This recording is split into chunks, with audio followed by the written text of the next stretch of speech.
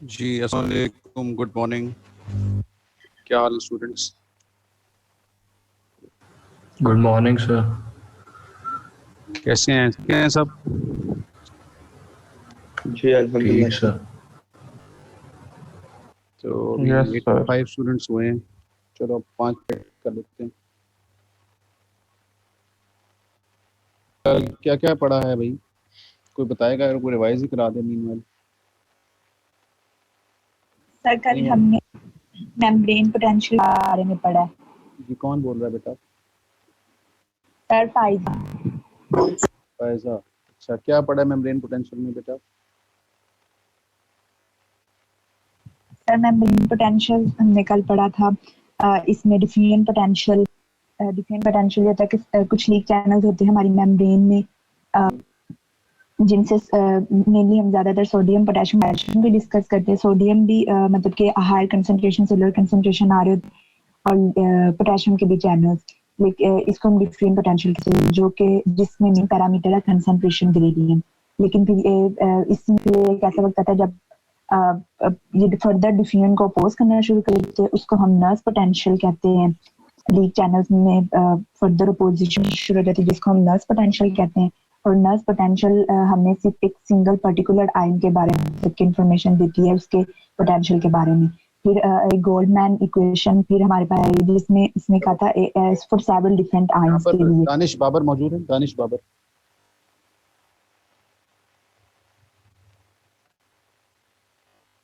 जी दानिश। दानिश किधर?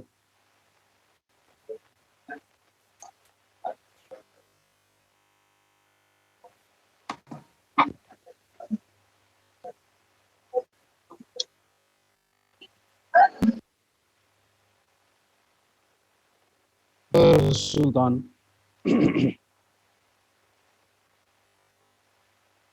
अख्तर। सर जी सर। आप अख्तर सुल्तान। जी जी सर जी। चलो बेटा मुझे बताओ कि what is nerve what is sir? Nerve impulse? आवाज नहीं आ रही आप। नर्व इम्पल्स क्या होता है? What is nerve impulse? Sir ये जो है इलेक्ट ना क्या आयंस की वजह से फ्लो होता है in neurons due to change of membrane potential. That's it. और सर ये the flow of ions in और आउट से क्या नाम है एक्टिव पोटेंशियल जनरेट होता है जो न्यूरॉन्स में, जिसको नर्व इम्पल्स कहते हैं। Next Fatima Babar.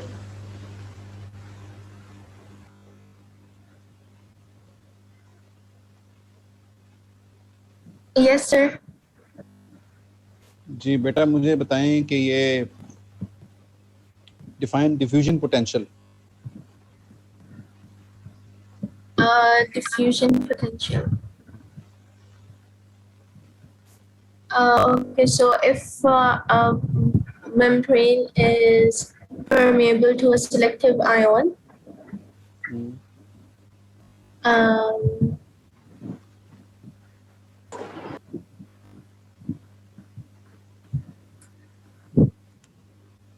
Ji so the concentration, we have a difference in concentration gradient on of difference of ion on two sides of the membrane. क्या होता है? So basically, it's the potential difference that is generated because of the difference in concentration ion. Okay. Then what is nurse potential? Nurse potential, the potential difference that balances the tendency for diffusion. Haris Rafi.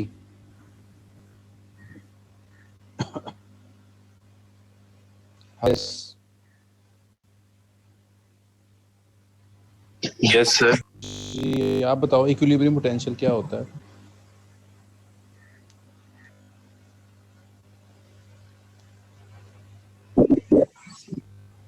Sir इसमें ions जो है वो balance हो जाते हैं inside and outside the membrane.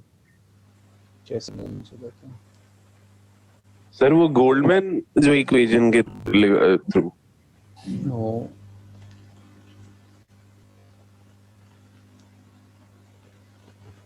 Sir वो leak channels होते हैं शायद उससे वो पास करके तो। शायद उससे कोई एक श्योर बता दो से होता है। इकरा रफीक। सर लीक चैनल्स की वजह से। अच्छा चलो इकरा रफीक से पूछते हैं। Yes, sir. जी Iqra Rafiq, are you there? Sir ये इक्विलिब्रियम होता है to at equilibrium the concentration gradient and particle gradient becomes equals to each other.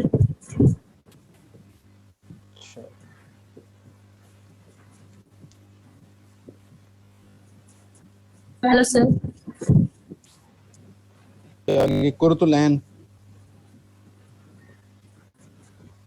Ji sir. Ji sir. कुर्तुलैन एक है, दो हैं? सर मैं। अच्छा मैं। चलो मुझे बताओ नर्स पोटेंशियल सोडियम का पोटेशियम का कितना कितना होता है, वैल्यू है?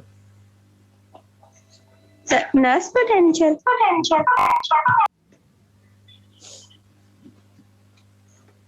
सर पोटेशियम का -94 होता है और सोडियम का +61 होता है। चलो गुड। जी आगे है Zoya Usman. Yes, yes, sir. What is resting membrane potential? Sir, resting membrane potential is when there is no conduction of a nerve impulse across the membrane. क्या होती है बेटा, वैल्यू क्या होती है? -90 millivolt. ठीक है। अच्छा ये सिर्फ 108 स्टूडेंट्स हुए हैं, बाकी क्यों नहीं ज्वाइन कर रहे? CRGR please check. Sir kindly आपकी वॉइस स्लो आ रही है।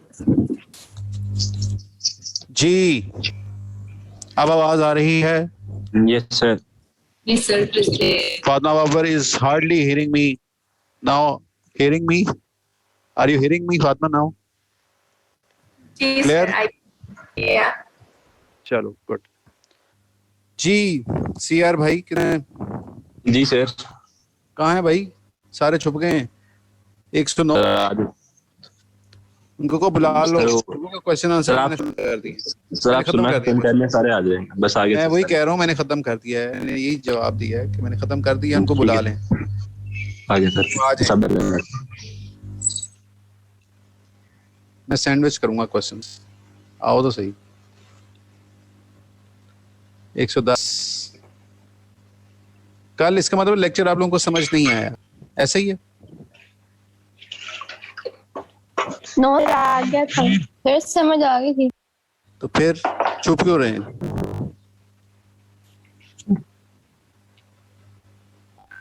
हाँ तो क्यों रहे हैं? सर ऑनलाइन क्लासेस से छुपा दी। नर्स पोटेंशियल और इक्विलिब्रियम पोटेंशियल बेटा एक ही चीज होती है, ठीक है? इसने पूछा है I don't know Mohammad something, it is the same thing. Sir एक लाइन लिखी हुई थी गाइटन में कि जो इक्वेशन में साइन होता है वो चेंज होता है, तो वो किस तरह चेंज होता है? नर्स इक्वेशन में साइन चेंज होता है? चेंज होता जी सर लिखा हुआ। नहीं मैं देख लूंगा, उसमें चेंज की बात ही। नर्स इक्वेशन में सिर्फ आपने करना है, सिर्फ उस इक्वेशन को लिखना है, वो प्लस माइनस EMF होता है, साइन चेंज कोई नहीं होता उसमें। बस आपको वैल्यू पता होनी चाहिए, आपको कैलकुलेशन कोई नहीं करवाएगा आपके लेवल पे। यहाँ पर आपसे कोई कैलकुलेशन नहीं करवा रहा, गोल्डमैन इक्वेशन पे डाल के बताओ, बस कोई इक्वेशन लिखनी है और वो जो -86 वाला था वो कैलकुलेशन से निकला था, दैट्स इट। Okay sir. जी GR मौजूद है? Yes sir. आ गई तुम्हारी क्लास? आ रही है सर, मैंने मैसेज कर दिया। क्या मैसेज किया है?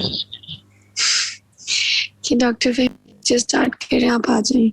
अच्छा, मैंने कहा शायद ये कहा कि क्वेश्चन आंसर सेशन खत्म हो गया आज। वही मतलब है।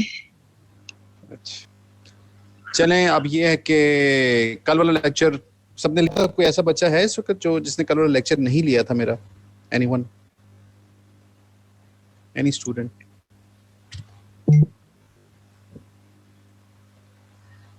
जिसने कल का लेक्चर नहीं लिया था?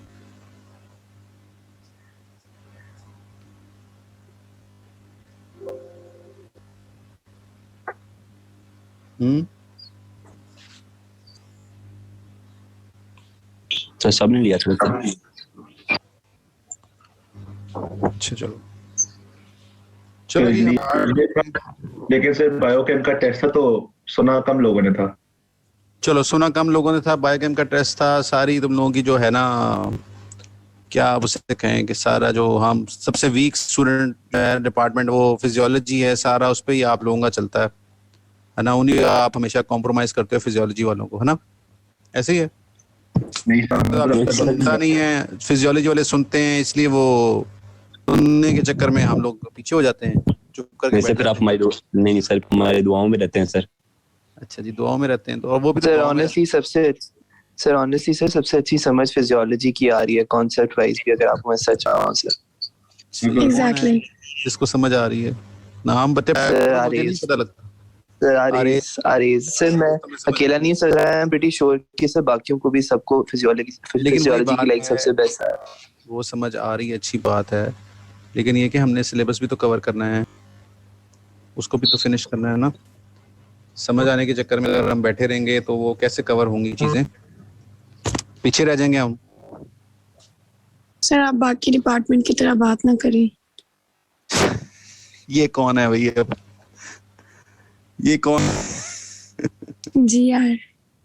GR is representing the class very well.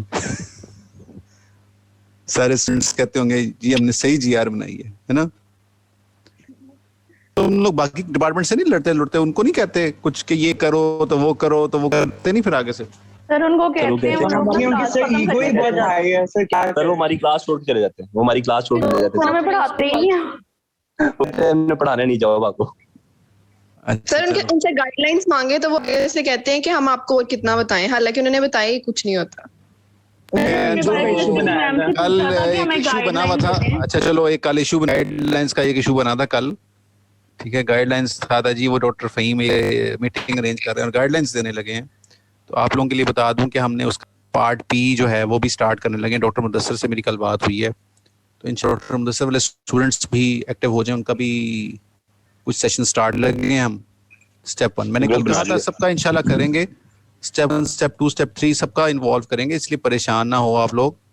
और कल जो ही हुआ था उसकी रिफ्लेक्शन मैंने ग्रुप में दे ली थी, बात कर दी थी, मैंने बता दिया था कि हमने बेसिकली डिस्कशंस क्या की हैं, और वो बड़ी हमने लिमिटेड की हैं, इतनी डिटेल में हम कर भी नहीं सके क्योंकि स्टूडेंट्स बहुत ज़्यादा थे।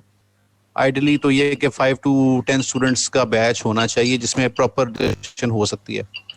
तो अब नेक्स्ट टाइम हम कोशिश करेंगे कि डॉक्टर मुदस्सिर भी शुरू कर रहे हैं, मैं भी शुरू कर रहा हूँ, तो अच्छा है कि हम वो स्टूडेंट्स जो हैं जो भी पॉइंट्स हैं एड्रेस होने वाले या जो अच्छे बच्चे हैं उनको लेके जाना है। इसका बेसिकली पर्पस ये है मेंटोरिंग का, जो अच्छे स्टूडेंट्स हैं उनको थोड़ा पुश किया जाए और वो ऊपर आए, और जो वो स्टूडेंट्स जो कि नीचे जा रहे हैं, जो एक लेवल एक थ्रेशोल्ड है उससे नीचे जा रहे हैं, उनको थोड़ा सा पुश किया जाए कि वो वापस आएँ और एक मेंटेन करें अपना एटलीस्ट पासिंग को मेंटेन करें ना, ठीक है। तो ये हम बेसिकली करते हैं। इसमें पूरा एक परफॉर्मा होता है जिस सारा हम लोग नोट करते हैं, वो अनफॉर्चुनेटली हम लोग नहीं उसना कर सकते, लेकिन चलो स्टूडेंट टू स्टूडेंट तो बात कर सकते हैं। उसमें एक सारा आपका वो डाटा एंट्री होती है, आपके एड्रेसेस लिखे जाते हैं। एड्रेसेस लिखने का पर्पस ये होता है कि ताकि आपके पेरेंट्स को बुलाया जा सके, ठीक है। कल किसी ने कहा सर आपने एड्रेसेस नोट कर रहे हैं, तो उसका पर्पस ये होता है कि पेरेंट्स को कितनी देर में आ जाएंगे, दिनों में आएंगे कि घंटों में वापस आएंगे हमारे पास, ठीक है। तो ये होता है, तो इसलिए वो चीज़ हम पूछ रहे थे। तो बाकी है कि इंशाल्लाह इसको हम बड़ा पॉजिटिव वे में लेके जाएंगे। इसमें ये पर्पस नहीं किसी की बहुत बेइज्जती करें या किसी को लेट डाउन करें, ऐसा नहीं है, ठीक है। वो एक ग्रुप होता है और ग्रुप की जो आपस में एक सेटिंग होती है, वहाँ पर उस की सेटिंग में ये होता है कि सबको एक इंडिविजुअल चांस दिया जाता है कि वो अपनी बात करे, अपने वीक पॉइंट्स डिस्कस करे, अपनी जो उसको प्रॉब्लम्स हैं वो डिस्कस कर ले, सो दैट कि उसमें कुछ निकाला जाए, अल्टीमेटली उसकी पढ़ाई कॉम्प्रोमाइज ना हो। That's the main goal of this thing. ठीक है जी। और कई दफा ये होता है कि पेरेंट्स को ऑन बोर्ड लेना पड़ता है, जरूरत पड़ती है, क्योंकि ऑब्वियस पेरेंट्स आपके जितने करीब होते हैं, हम तो नहीं है, तो कई दफा पेरेंट्स को भी ऑन बोर्ड लेता है because they are also a stakeholder. ठीक है, तो उम्मीद है वहां तक पहुंचेंगे नहीं। ठीक है भाई, जी सर, इंशाल्लाह। इंशाल्लाह जी। चलो जी, हम इसको स्टार्ट करते हैं दोबारा। कल हमने जो लेक्चर स्टार्ट में एक दफा दोबारा दे देता हूँ सो दैट सबके लिए इजी हो जाएगा। A nerve impulse is a wave of electrical activity that passes from one end of the neuron to the other around the nervous system. ठीक है, ये बिल्कुल एक इलेक्ट्रिकल एक्टिविटीज थी जो हमने कल डिस्कस किया था। ये वेव्स की फॉर्म में ये मूव करती हैं, पूरे नर्वस सिस्टम में मूव करती हैं, और ये हमारे सिग्नल्स जो हैं वो ट्रांसमिट होते हैं from one area to other area. और ये किसके थ्रू होते हैं? नर्व इम्पल्सेस के थ्रू होते हैं। ठीक है, इसमें membrane potential refers to electrical potential occurs across the cell membrane or to a difference in the number of cations and anions. जी, कुछ बोल रहा है कोई? हेलो, किसी ने कोई बात की है? नहीं सर, आप कंटिन्यू करें, लगता है किसी का माइक गलती से ऑन हो गया। चलो माइक बेटा आप सब ऑन ऑफ रखें अपना, सो दैट कि वो फोकस हो जाए, सब लोग इधर सुने। हमने कल ये बात की थी कि जब उसमें इम्पल्स ट्रैवल कर रही होती तो वो एक्शन पोटेंशियल होता है, और जब इम्पल्स ट्रैवल नहीं कर रही होती, रेस्टिंग फेज में मौजूद होती है हमारी मेम्ब्रेन, तो उसको हम लेबल करते हैं रेस्टिंग मेम्ब्रेन पोटेंशियल। और रेस्टिंग मेम्ब्रेन पोटेंशियल में हमने ये भी प्रूव किया था कि रेस्टिंग मेम्ब्रेन पोटेंशियल को हमने एक और नाम दिया था। शाबाश, कोई बताएगा? The membrane is said to be polarised because उसमें पोल्स बन जाते हैं। आउटसाइड द मेम्ब्रेन जो होता है वो पॉजिटिव चार्ज होता है, और inside membrane is negatively charge. तो वो पॉजिटिव और नेगेटिव दो पोल्स बन जाते हैं। तो रेस्टिंग फेज में क्या होता है? ये पोलराइज्ड स्टेट हमने लेबल किया था। ठीक है, फिर कहाँ ये एक्शन पोटेंशियल होता कहाँ है, मेम्ब्रेन पोटेंशियल होता कहाँ है? ये सिर्फ एक्साइटेबल टिश्यूज में मौजूद होता है। सिर्फ नर्व सेल्स जो होते हैं वहां पर ये एबिलिटी होती है कि वहां पर ये इलेक्ट्रिकल वेव्स जो होती हैं वो क्रिएट होती हैं, बिकॉज इसमें ही आपकी वो इसमें प्रॉपर्टी होती है, एक्साइटेबिलिटी की प्रॉपर्टी होती है इन टिश्यूज के अंदर।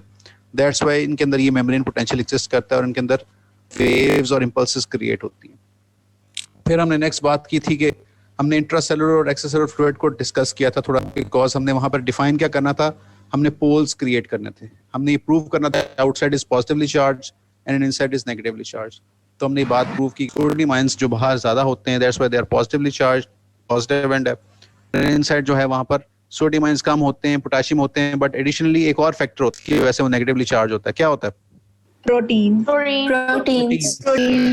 प्रोटीन्स प्रेजेंट होती हैं जो कि नेगेटिवली चार्ज होती हैं। दैट्स व्हाई जो inside of the membrane is negatively charge, outside is positively charge.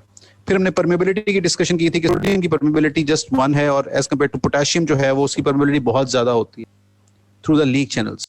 तो रेस्टिंग फेज में कौन से चैनल्स इन्वॉल्व थे? Only leak channel.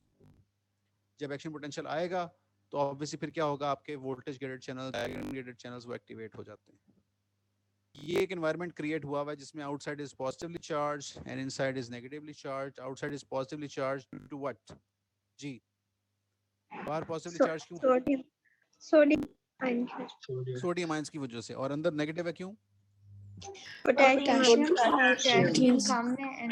पोटेशियम है और नेगेटिवली चार्ज प्रोटीन्स मौजूद हैं। फिर पोटेशियम प्रोटीन्स का आर्जिनिन की वजह से सर नेगेटिव चार्ज होता है। प्रोटीन्स क्या? प्रोटीन्स का आर्जिनिन की वजह से नेगेटिव चार्ज होता है। आर्जिनिन नहीं, प्रोटीन्स बस जस्ट यहाँ पर प्रोटीन्स वैसे ही हो रहा होता है, नेगेटिवली ओवरऑल नेगेटिवली चार्ज होती हैं, इसलिए वो नेगेटिवली चार्ज अंदर ज्यादा उसकी होती है। ठीक है, उसको आप किसी के साथ स्पेसिफाई ना करो, सिर्फ नेगेटिवली चार्ज प्रोटीन्स के रेफरेंस से हम अंदर नेगेटिविटी करते हैं। फिर पोटेशियम के लिए क्या है? जी सर, हमारी गाइटन के अंदर जो मेम्ब्रेन की जो परमेबिलिटी वाला पार्ट है उसके अंदर 140 और 14 और 4 के उससे लिखे हुए रिलेटिविटी से लिखे हुए हैं नंबर्स, मतलब एक्स्ट्रासेलुलर और इंट्रासेलुलर में सोडियम और पोटेशियम का, तो वो वाला याद करना है। लेकिन आपने 150 और 15 वाले लिखे हुए हैं। मैं वही बता रहा हूँ आपको बेटा, पता क्या होती है? देखो, ये मैंने डे 1 पे समझाई थी बात के प्रोफेशनल कॉलेज में आ जाते हैं तो उसमें मल्टीपल बुक्स हैं। ठीक है, आप इनको फॉलो करें, अच्छी बात है, लेकिन मैं गाइटन को भी फॉलो करता हूँ और मैं कुछ 4-5 और भी हैं। अब मेरे हैंडआउट्स में कल मुझे अक्सर बच्चे पूछे थे आपने इतना पढ़ाया, वो गाइटन में है नहीं। तो मैं और भी डिफरेंट बुक्स हैं, शेरवुड हो गई, गैनोंग हो गई, ठीक है, बर्न एंड लीवी हो गई, मतलब वहाँ से भी मैं कंसल्ट करता हूँ, वो बुक्स में मेरे पास ऑन बोर्ड रहती हैं। तो अक्सर ये होता है कि मैं वहाँ से कुछ चीज़ निकालता हूँ तो वहाँ पर वैल्यू डिफरेंट होती है, लेकिन ये है कि वो जस्ट आपकी अंडरस्टैंडिंग के लिए एक ऐड हो चीज़, लेकिन आपके लिए कि गाइडन से चीज़ें जो हैं, जो लेटेस्ट बुक की गाइडन है, वहाँ पर अगर जो रेफरेंस पॉइंट पे चीज़ लिखी हुई है, वैल्यू लिखी हुई है, उसको आप याद करें। ठीक है, ये मैं फिर बता रहा हूँ कि मैं रेफरेंस बुक्स जो बाहर की फॉरेन से हैं उनको कंसल्ट करता हूँ, उसमें से चीज़ें निकालता हूँ। कई ऐसी चीज़ें अभी मैं आपको दिखाऊंगा आएंगी जो आपको गाइडन में नज़र नहीं आएंगी। कई ऐसी वो चीज़ें हैं और कई ऐसी चीज़ें जो मैंने खुद बनाई हुई हैं, जैसे फ्लो चार्ट्स थे डिफ्यूजन पोटेंशियल वाले, ये कहीं भी नहीं आपको मिलेंगे, ये मैंने बनाए हुए हैं। तो कई चीज़ें ऐसी हैं जो कि खुद बनाते हैं या डिफरेंट बुक से लेते हैं, तो उसमें ये कि थोड़ा बहुत चेंज आगे पीछे होती है, लेकिन उसलिए परेशान ना हो करो। प्रोफेशनल स्टडीज़ में आगे पीछे चीज़ें होती हैं, लेकिन रेफरेंस रेंज आपने लेनी है तो गाइडन इज देयर। ठीक है, ओके सर, थैंक यू।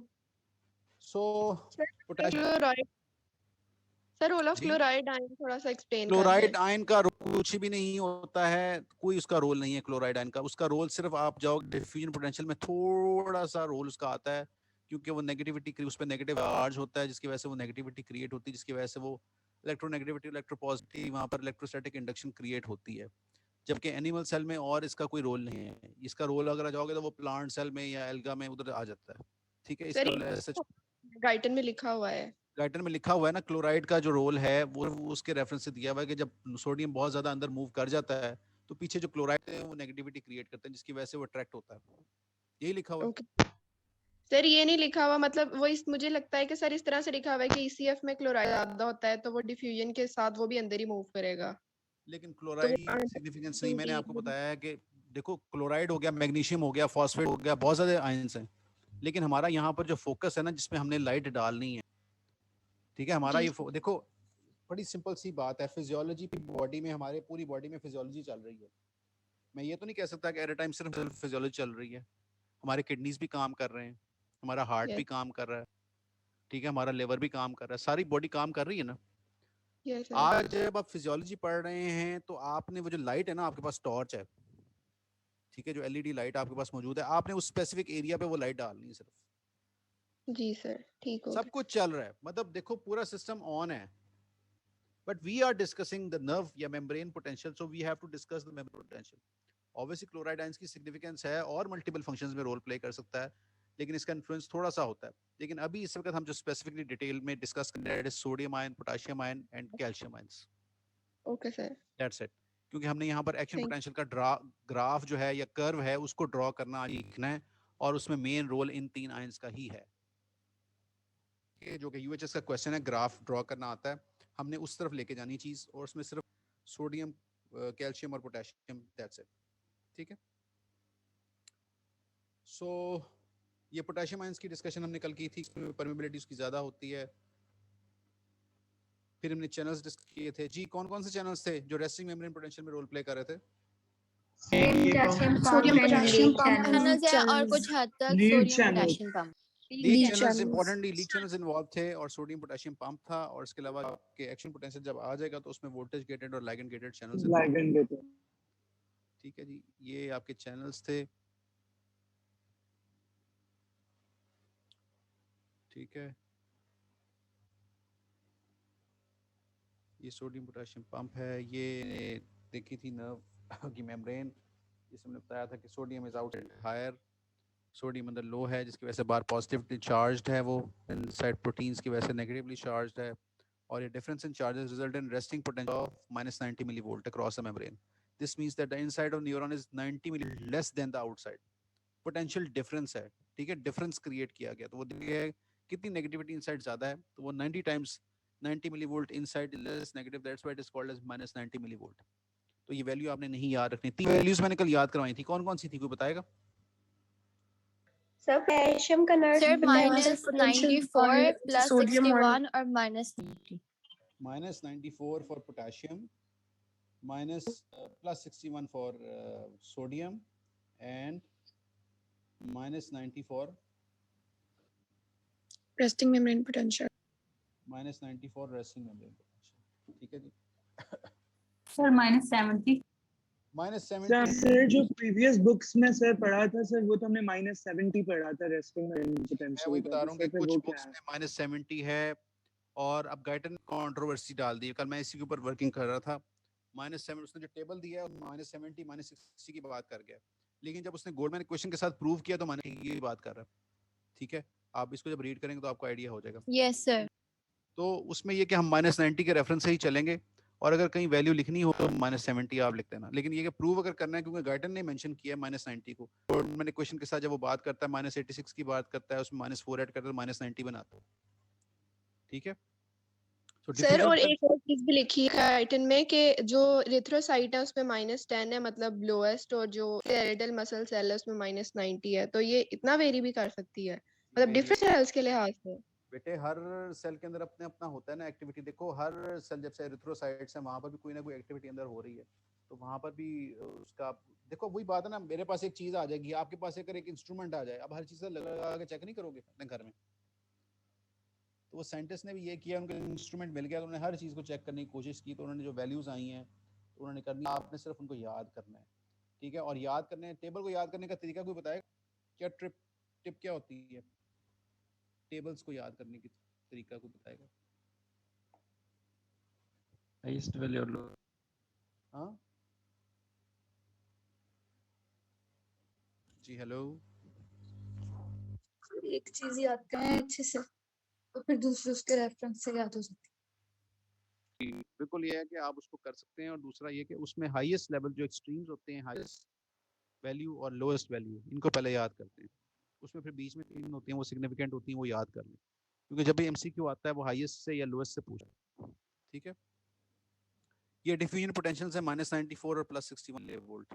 ये किसके हैं? -94 किसका था? पोटेशियम। और +61 किसका था? सोडियम का था। ये क्या है जी? डिफ्यूजन पोटेंशियल या नर्स पोटेंशियल्स हैं। इसके बाद equilibrium potential difference that would exactly balance suppose the tendency for diffusion concentration difference. इसमें 2 फैक्टर्स थे, केमिकल ड्राइविंग फोर्सेस थी, केमिकल ग्रेडियंट था, और दूसरा इलेक्ट्रिकल ग्रेडियंट था, जो कि इलेक्ट्रिकल ड्राइविंग फोर्सेस थी। वो एक दूसरे को अपोज करते हैं, तो एक पॉइंट पे आके वो रुक जाती है नेट मूवमेंट, तो उसको हम कहते हैं दैट इज द इक्विलिब्रियम या डिफ्यूजन पोटेंशियल। इसमें पोटेशियम सर नर्स पोटेंशियल सिर्फ रेस्टिंग मेम्ब्रेन पोटेंशियल में एग्जिस्ट करेगा ना, तो ये तभी एक कॉमन सेंस, जाहिर सी बात है। इस मतलब resting membrane potential comprises of Nernst potential of sodium and potassium. That's why we are, जब उसमें हमने ऐड किया था, इक्विलिब्रियम पोटेंशियल बनाया है, गोल्डमैन ने ऐड किया तो हमने -90 प्रूव किया, तो हमने नर्स पोटेंशियल की वैल्यूज डाली है ना। तो nurse potential exists during resting membrane potential only. ठीक है, यस सर। फिर ही हमने डिफ्यूजन पोटेंशियल पोटेशियम का देखा था। इसको कोई एक्सप्लेन का?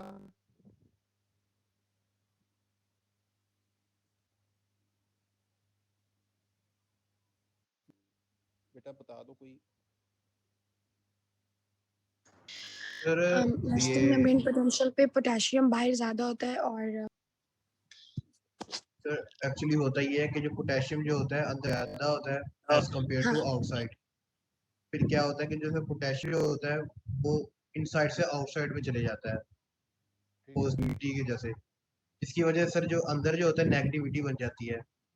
नेगेटिविटी होती है वो पोटेशियम को अट्रैक्ट करती है। इसकी वजह से होता है पोटेशियम जो होता है दोबारा अंदर जाता है, जो डिफ्यूजन जो होती है वो स्टॉप हो जाती है। सर नेट ट्रांसफर स्टॉप हो जाता है उसका डिसीजन का। बिल्कुल, नेट मूवमेंट जो होती है वो एक पॉइंट पे आके रुक जाती है, स्लो हो जाती है। कुछ बुक्स ने स्लो लिखा है, कुछ बुक ने रुक जाने का कहा है, तो इसलिए मैं दोनों वर्ड्स यूज करूंगा। पॉइंट आके रुक जाती है या स्लो हो जाती है, तो उसको हम कहते हैं दैट इज द पॉइंट जहां पर पोटेंशियल या इक्विलिब्रियम क्रिएट हो गया, that is the equilibrium potential of potassium. तो पोटेशियम का इक्विलिब्रियम पोटेंशियल कितना होता है?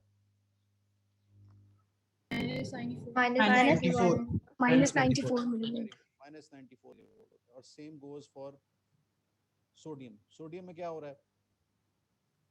सर आपकी आवाज हल्की हो जाती है जी। सोडियम में क्या हो रहा है? अब आ रही है आवाज? तुम लोग चाहते हो मैं चीखे मारूं, सारे आसपास लोग सारे पता लगे वो सारे मेम्ब्रेन फिजियोलॉजी पढ़े, है ना? पहले सोडियम बाहर से अंदर आता है, कंसंट्रेशन ग्रेडियंट की वजह से फिर ऐसे होता है कि बाहर सोडियम की कमी हो जाती है, तो फिर वो इलेक्ट्रिक ग्रेडियंट की वजह से सोडियम थोड़ा सा बाहर जाता है। फिर इस इनवर्ड और आउटवर्ड मूवमेंट की वजह से ये इलेक्ट्रिकल और केमिकल फोर्सेस बैलेंस करती हैं एक दूसरे को, और यहाँ पे आके सोडियम का वो जो दोनों इनसाइड आउटसाइड लेवल होता है वो इक्वल हो जाता है और further net diffusion of sodium stops. ठीक है जी, वेरी गुड। इसमें अब आप क्लोराइड आयंस का देख लो role. Outside becomes more negative. ठीक है, वो नेगेटिव क्यों हो रहा है? सोडियम की एब्सेंस की वजह से और क्लोराइड की प्रेजेंस की वजह से। क्लोराइड में भी नेगेटिवली चार्ज होता है, जिसकी वजह से क्या होता है, इलेक्ट्रोस्टैटिक इंडक्शन स्टार्ट हो जाती है, जिसकी वजह से कुछ सोडियम बाहर भी पुल होता है, जिसकी वजह से एक पॉइंट पे आके रुक जाता है। Net movement diffusion potential, diffusion जो कंसंट्रेशन ग्रेडियंट है उसके थ्रू मूव करी होती है इनिशियली, और बी पार्ट में क्या था, इलेक्ट्रिकल ग्रेडियंट की तरफ मूव करता है।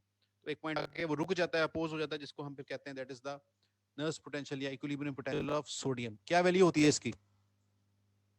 Plus 61. 61। तो अभी तक हमने जो चीजें की जी। फिर उसके बाद है नर्स इक्वेशन। नर्स इक्वेशन में जी ये बात है कि उन्होंने कहा ये वैल्यू है इसकी प्लस माइनस 61 लॉग है कंसंट्रेशन इनसाइड आउटसाइड। क्या इसमें डेफिशिएंसी क्या रह गई थी नर्स ने हम जो किया था? सर सिंगल आयन के लिए, ये सिंगल आयन के लिए आयन के लिए कर दिया आपको बताया जीआर की सर सिंगल आयन के लिए ये। सर इसमें सिर्फ कंसंट्रेशन ग्रेडियंट किया जाता है, कंसीडर पोलैरिटी और परमेबिलिटी नहीं कंसीडर की जाती, जबकि शाबाश पोलैरिटी और परमेबिलिटी आती है, वो मल्टीपल आयंस के लिए होता है। Very good. तो इसमें क्या है, नर्स इक्वेशन में सिर्फ एक आयन की हम देख सकते हैं कंसंट्रेशन, और सिर्फ कंसंट्रेशन ग्रेडियंट चेक करते हैं, और इसके अलावा मल्टीपल फैक्टर्स थे। तो कौन आया था उसके बाद जी? गोल्डमैन आया था। गोल्डमैन ने क्या कहा था? सर ये सेवरल लाइंस के लिए ना मेम्ब्रेन डिटरमिन करता है। उसने कहा था जी सेवरल लाइंस के लिए यूज होता है, और इसमें सिर्फ कंसंट्रेशन ग्रेडियंट नहीं होती, इसके अलावा पोलैरिटी ऑफ ईच आयन वो भी डिपेंडेंट है, और परमेबिलिटी ऑफ मेम्ब्रेन जो है टू दैट आयन वो भी डिपेंड करती है। तो ये 3 फैक्टर्स होते हैं जिसके ऊपर गोल्डमैन इक्वेशन ने काम किया था, और उन्होंने कहा था कि ये इस तरह निकाले तो ठीक है, क्योंकि वो जो चीज़ है आप लोग कर रहे हो, नर्स ने जो काम किया है वो बहुत हाइपोथेटिकल और मैथमेटिकल है। प्रैक्टिकली स्पीकिंग ऐसा कुछ नहीं होता। मल्टीपल काम हो रहे हैं, मल्टीपल आयंस का एक्सचेंज हो रहा है, मल्टीपल उसमें वहाँ पर चीज़ें हो रही हैं, तो इसलिए एक आयन के लिए स्पेसिफिक करना वो बड़ा इम्पोर्टेंट सा काम है। इसलिए गोल्डमैन ने ये नई चीज़ उसको डिफाइन की थी। ठीक है, तो नर्स इक्वेशन और गोल्डमैन इक्वेशन में डिफरेंस पता लग गया सबको? Yes sir. सर ये -61 का पर्पस बता दें इक्वेशन में। -61 का पर्पस ये है कि ये लिखी हुई है -61 और ये -61 रहेगी, इसलिए आप भी इसको याद कर लो, -61 है ये। इक्वेशन याद बस ये है, इसमें उसका जो जैसे फॉर्मूला नहीं होता, जिस तरह आपके होते थे लॉग वाले फॉर्मूला होते थे, इसी तरह ये -61 डॉट लॉग, इसी तरह आप ये याद करना है गोल्डमैन वाले को। इसको बेटे इक्वेशन लिखने को आएगी, अगर आई तो लिख लेना, इसमें कोई लिखने में कोई प्रॉब्लम तो नहीं है। क्या प्रॉब्लम है? नर्स इक्वेशन और गोल्डमैन इक्वेशन लिखने में प्रॉब्लम है?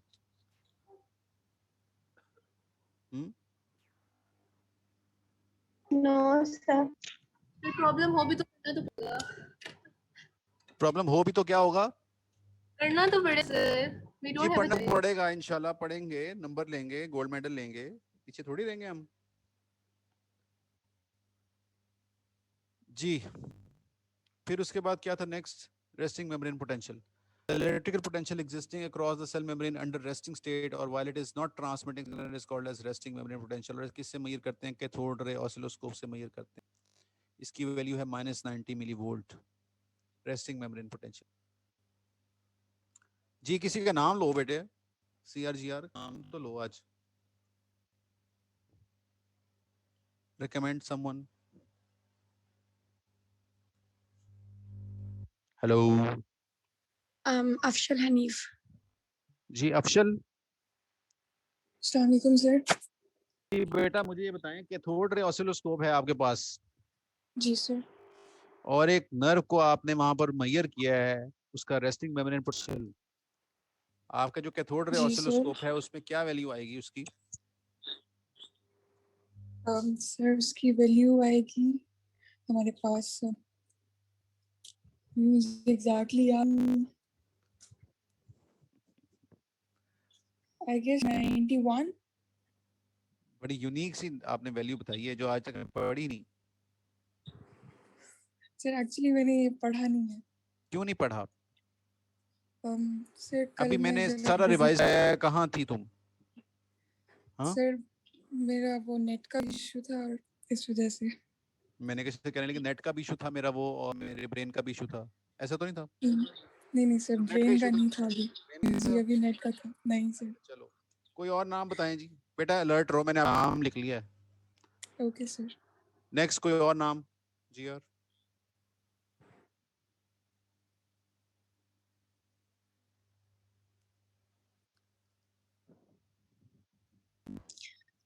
एमन अहमद। जी एमन। Yes sir. जी बताओ, क्वेश्चन है आपको हमने पकड़ा दिया कैथोड रे ऑसिलोस्कोप और सर आप आई गेस हाँ -90 होएगा। -90 होगा। ये तुक्का लगाया कि वैसे ही पता, सही पता था? जी सर पता था, रेस्टिंग पोटेंशियल होता है। रेस्टिंग मेम्ब्रेन पोटेंशियल होता है, ये किसी आयन का होता है स्पेसिफिक? नहीं सर, ये पूरे नर्व का होता है, रेस्टिंग मेम्ब्रेन पोटेंशियल। चलो वेरी गुड, ठीक है, thank you. So cathode ray oscilloscope हो गया जी, इससे हम इसको चेक करते हैं। ये कैथोड रे ऑसिलोस्कोप, सिर्फ आपको नाम लिखना है कैथोड रे ऑसिलोस्कोप। फिर ये हमने वैल्यूज की कैलकुलेट की थी, -94 + 61 है, उसको कैलकुलेट करते हैं गोल्डमैन इक्वेशन में तो -86 वैल्यू आ जाती है, और इलेक्ट्रोजेनिक पंप जो होता है उसका -4 है, और इसकी वैल्यू नेट वैल्यू -90 मिलीवोल्ट हो जाती है। ठीक है,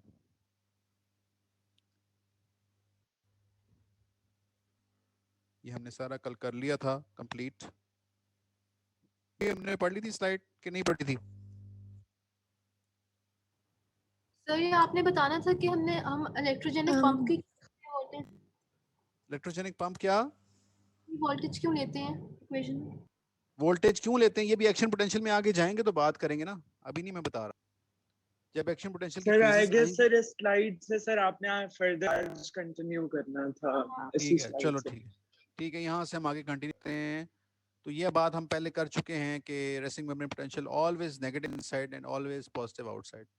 That's why it is said to be polarized state when there is no action potential, when there is no impulses traveling in the fiber, then it is said to be polarized state in the resting membrane potential. Why it is called polarized? Because one pole is outside and one pole is inside. The outside pole is positively charged and inside pole is negatively charged. Outside pole is positively charged because of excess amount of sodium ions, and inside pole is negatively charged because less amount of sodium ions and additionally negatively charged proteins are present there. That's why it is said to be polarized state when there is no action potential traveling during resting membrane potential. It is said to be polarized. ठीक है, तो ये resting membrane potential की थी। उसके बाद ये different values थी, ये आपने वैल्यूज याद करनी है। इसमें इंपॉर्टेंटली जो आपका कनेक्शन है, जो आपका लिंक है, that is neurons, skeletal muscle, smooth muscle and cardiac muscle. That's it. ये पहली 4 वैल्यूज याद कर लो जो कि आप सिलेबस टेबल गाइडन, ये टेबल गाइडन ना है, गाइडन सही खोलिए है, आपने, टेबल गाइडन में है। गाइड में ढूंढोगे तो है, मिलेगा। खोलिए मिला है फिर? सर, ये सर। ये कौन है जो कैरी गाइडन में है? नाम तो बताओ जरा इसका, इस शहरी का नाम पता लगना चाहिए। सर इस तरह का सिमिलर नहीं है, इस तरह का सिमिलर क्या है? टेबल है सर। सिमिलर पेपर 64 बेटे पे मैंने है। वहीं से ये लिया हुआ है टेबल, Yes, टेबल 5.1 second है। page पे है। यही टेबल है। हाँ तो यही फिर गाइड इसमें लिखा है मैंने। बट अब क्या तुम लोग टाइम जाया कर रहे हो, कम ऑन, जल्दी जल्दी पढ़ाएं। टाइम जाया कर रहे हो। चलो खैर, इसमें बता रहा हूँ neuron, skeletal muscle, smooth muscle और कार्डिक मसल, ये 4 जो वैल्यूज हैं ये आपको याद करनी है इसकी, क्योंकि आपका सिलेबस में अभी न्यूरॉन्स कर रहे हैं, फिर मसल आएगा तो स्केलेटल मसल और स्मूथ मसल है, और जब हम कार्डिक फिजियोलॉजी में आपको पढ़ाऊंगा तो उसमें कार्डिक मसल का उसमें यूटिलाइज होगा। ठीक है, कार्डिक मसल में भी ये स्पेसिफिकली बता दूं कि ये वेंट्रिकुलर मसल की वैल्यू है। इसके अलावा हम पेस मेकर पोटेंशियल करेंगे, उसमें आरएमपी अराउंड -55 वोल्ट होता है, लेकिन वहां पर हमने नहीं जाना अभी। ठीक है, ये 4 वैल्यूज आपने इस टेबल में याद रखनी। फिर आगे बात आती है ग्रेडेड पोटेंशियल्स। अब यहाँ से स्टोरी नहीं स्टार्ट होने लगी है, मैं अब आपको कॉन्सेप्ट देने लगा हूं। अब आपने थोड़ा सा कॉन्सेप्ट के लिए तैयार हो जाएं। सारे ऑन बोर्ड? आवाज मेरी क्लियर है? Yes sir. Yes sir. अब आपने विजुअलाइज, मैंने जिस तरह आपको कल कहा था कि विजुअलाइज करें कि जी एक मेम्ब्रेन है, उस मेम्ब्रेन पे मैंने विजुलाइज किया तो मुझे 2 स्पॉट्स नजर आए थे, रेड नजर आया था और एक ब्लू नजर आया था। रेड स्पॉट पे मैंने जब देखा था तो मैंने जाके देखा था कि वहाँ पर सोडियम आयंस का मूवमेंट हो रही है और सोडियम आयंस क्या और from outside to inside move कर रहे हैं और वहाँ पर उसका डिफ्यूजन पोटेंशियल क्रिएट हुआ। ठीक है, फिर मैंने एक चीज और नोटिस की थी, जो ब्लू पॉइंट था, that is the potassium ion leak channel. वहां पर भी वो एक्टिविटी हो रही है और वहां पर भी वो इनसाइड टू आउट मूवमेंट कर रही थी। ठीक है, और वहां पे भी क्या हुआ है, एक कंसंट्रेशन ग्रेडियंट क्रिएट हो रहा है और उसके बाद इलेक्ट्रिकल ग्रेडियंट क्रिएट हो रहा है, जिसके रिजल्ट में वहां पर एक नर्स पोटेंशियल हो रहा है पोटेशियम का, जो कि -94 मिलीवोल्ट्स है। अब इस सिनेरियो में मैं क्या करता हूं कि एक पॉइंट पर वहां पर एक ट्रिगर या स्टिमुलस देता हूं उसको, मेम्ब्रेन को। स्टिमुलस में भी electrical, mechanical, chemical.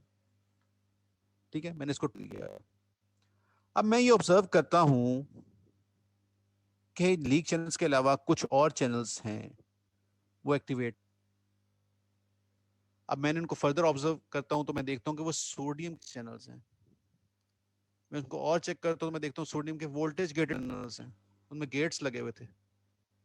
It means मुझे यहां से बात ये प्रूव हुई कि स्टिमुलस जब मिलेगा, जब कोई ट्रिगर मिलेगा तो वोल्टेज गेटेड चैनल्स एक्टिवेट होने हैं, और जब ट्रिगर नहीं होगा तो लीक चैनल्स अपना काम कर रहे हैं जिस तरह पहले कर रहे थे। अपने नर्स पोटेंशियल जनरेट किया हुआ है उन्होंने, इक्विलिब्रियम पोटेंशियल क्रिएट किया हुआ है उन्होंने, जिसकी वजह से नेट जो एक्टिविटी है दैट इज -90 मिलीवोल्ट्स।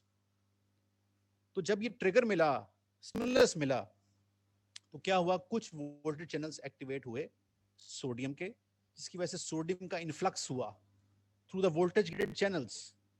पहले सोडियम का इन्फ्लक्स किसके थ्रू हो रहा था, लीक चैनल्स के थ्रू हो रहा था, और उसको अपोज किया जा रहा था, जिसके रिजल्ट में क्या हो रहा था, +61 मिलीवोल्ट की वैल्यू क्रिएट हो रही थी। लेकिन अब क्या हुआ, उस ट्रिगर की वजह से voltage gated sodium channels activate हुए हैं, और मैक्सिमम कुछ सोडियम चैनल्स जो आयंस हैं वो अंदर मूव किए हैं, जिसकी वजह से the potential difference across the membrane वो चेंज हुआ है। मेरे कैथोड रे ऑसिलोस्कोप पे वैल्यू चेंज हुई है, उसकी फ्लक्चुएशन आई है उसमें। ठीक है, मतलब अंदर पॉजिटिविटी आई है तो इट मींस कि वो पॉजिटिव की तरफ हमारा रीडिंग आई है। मतलब -90 में अगर पॉजिटिव ऐड करो क्या वैल्यू होगी, शाबाश,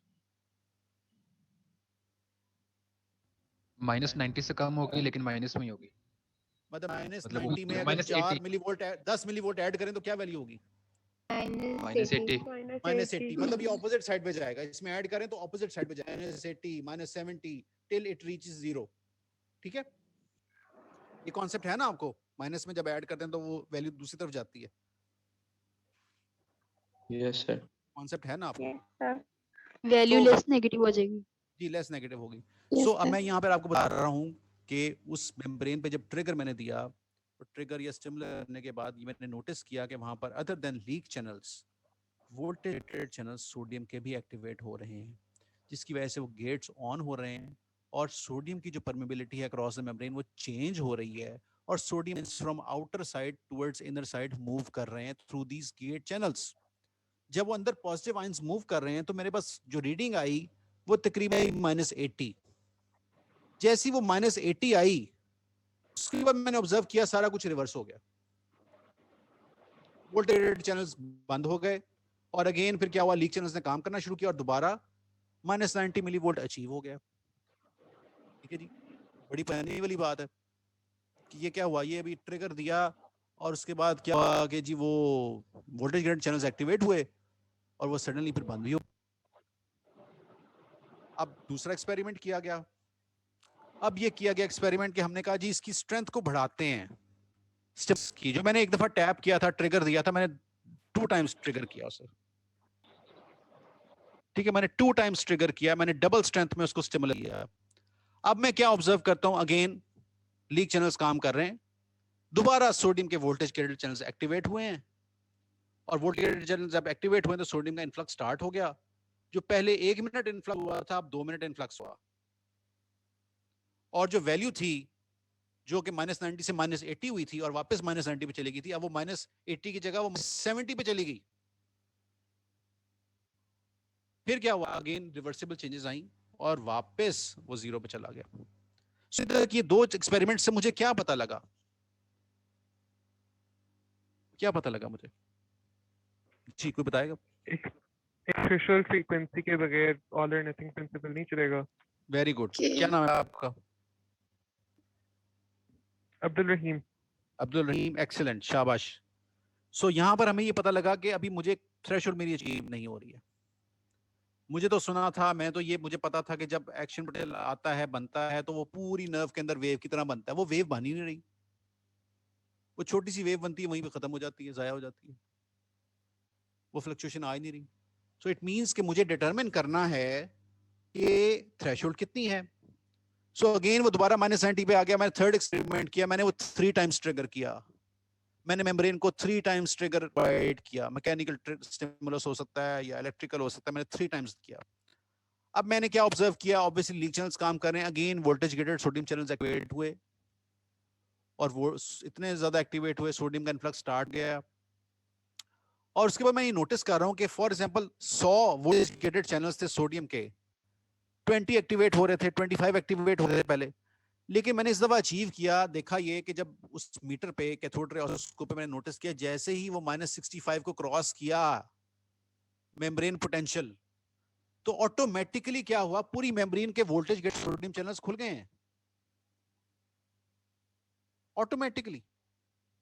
जैसे ही -65 अचीव हो गया, तो बाय पॉजिटिव फीडबैक मैकेनिज्म सारे के सारे voltage gated sodium channels open हो गए, उनके गेट खुल गए, और मैक्सिमम इनफ्लो, मैक्सिमम इनफ्लक्स जो है सोडियम आयंस का, वो स्टार्ट हो गया। इतना इनफ्लक्स स्टार्ट हुआ है कि अंदर जो था वो पहले नेगेटिव था और बाहर पॉजिटिव था। इतना इनफ्लक्स हुआ कि बाहर पॉजिटिव आयंस इतना अंदर कर गए कि inside becomes positive and outside becomes negative.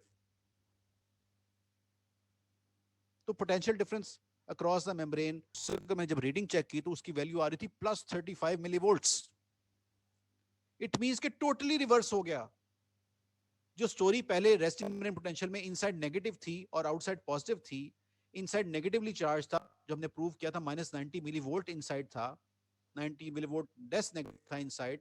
इतनी पॉजिटिविटी अंदर मूव की, इतने पॉजिटिव आयंस अंदर मूव किए कि जिसकी वजह से क्या हुआ, अंदर वाला जो पार्ट था inside of the membrane becomes positively charge and outside becomes negatively charge. तो ये क्या हुआ, पोल्स जो थे, पोलराइज स्टेट थी, वो रिवर्स हो गई। इस रिवर्स स्टेट को, पोलराइज की स्टेट को क्या कहते हैं? मैं कह सकता हूँ उसको पोलराइज कहते हैं। Yes, sir. तो it becomes Yes, sir. Depolarize, poles change हो गए हैं। Inside becomes positively charge, outside becomes negatively charge. तो ये किसने जादू किया? इट मींस कि मुझे यहाँ से बात पता लगी कि एक थ्रेशोल्ड रिक्वायर्ड होता है हर मेम्ब्रेन के लिए, हर नर्व के लिए, हर मसल के लिए एक थ्रेशोल्ड रिक्वायर्ड है। अगर वो थ्रेशोल्ड अचीव हो जाता है by all and none principle, वो एक वेव क्रिएट होती है और वो वेव पूरे सिस्टम में मूव करती है, और उसकी वैल्यू थ्रेशोल्ड की -65 मिलीवोल्ट्स है। और जब ये अचीव हो जाती है, डीपोलराइजेशन कंप्लीट हो जाती है, तो उस वक्त अंदर वाली साइड जो है वो पॉजिटिव हो जाती है, बाहर वाली साइड नेगेटिव हो जाती है। और उस वक्त कैथोड ऑसिलोस्कोप पे अगर हम उसको मेजर करें तो पोटेंशियल डिफरेंस अक्रॉस अराउंड +35 मिलीवोल्ट्स पे चला जाता है। सर अब अगर ये हमें तो किसी चीज की सेंसेशन फील नहीं हो रही तो इसका यही मतलब है ना कि वो it's not enough to generate yes, it is not achieving the threshold, it is not achieving the threshold. So अब यहाँ पर बात आ गई, दो सिनेरियोज हो गए। एक सिनेरियो ये था कि ऐसा ट्रिगर मिला जिसमें थ्रेशोल्ड अचीव नहीं हो रहा था और वो अल्टीमेटली खुद ही मर रहा था, डाई हो जाता है, खत्म हो जाता है। और एक सिनेरियो ये है कि वो इतना ट्रिगर मिला कि थ्रेशोल्ड अचीव हुआ, तो वो प्रॉपर एक्शन पोटेंशियल क्रिएट हो गया, प्रॉपर डीपोलराइजेशन क्रिएट हो गई। तो यहाँ मैं आपको कॉन्सेप्ट ये देने लगा हूँ कि जब थ्रेशोल्ड से पहले पहले वाला जो एरिया होता है, जो ट्रिगर्स ऐसे मिलते हैं जो लोकली बनते हैं, और लोकली खत्म हो जाते हैं, क्योंकि उनको थ्रेशोल्ड अचीव नहीं हो रहा, लोकली बन रहे हैं और लोकली खत्म हो रहे हैं। और कुछ दूसरा सिनेरियो ये है कि वो लोकली बन रहे हैं और लोकली बन के वो पूरी सिस्टम के अंदर ट्रिल करना शुरू कर जाते हैं। तो जो लोकली बन रहे हैं और लोकली थ्रेशोल्ड से नीचे हैं और लोकली बन के खुद ही खत्म हो जाते हैं, उनको हम कहते हैं ग्रेडेड पोटेंशियल्स। और जब थ्रेशोल्ड अचीव हो जाता है, वो आगे स्टेप पे मूव कर जाता है और एक एक्शन पोटेंशियल क्रिएट हो जाता है, उसको हम कहते हैं एक्शन पोटेंशियल। सो 3 स्टेजेस हैं। सबसे पहले रेस्टिंग मेम्ब्रेन पोटेंशियल है, उसके बाद स्टिमुलस से नीचे अगर मिलते हैं, ट्रिगर होता है, तो उसको हम कहते हैं ग्रेडेड पोटेंशियल्स, और उसके बाद फिर आपके एक्शन पोटेंशियल्स आते हैं। ठीक है, जस्ट होल्ड ऑन प्रिंसिपल्स, आपकी मुझे कॉल आ रही है। ठीक है,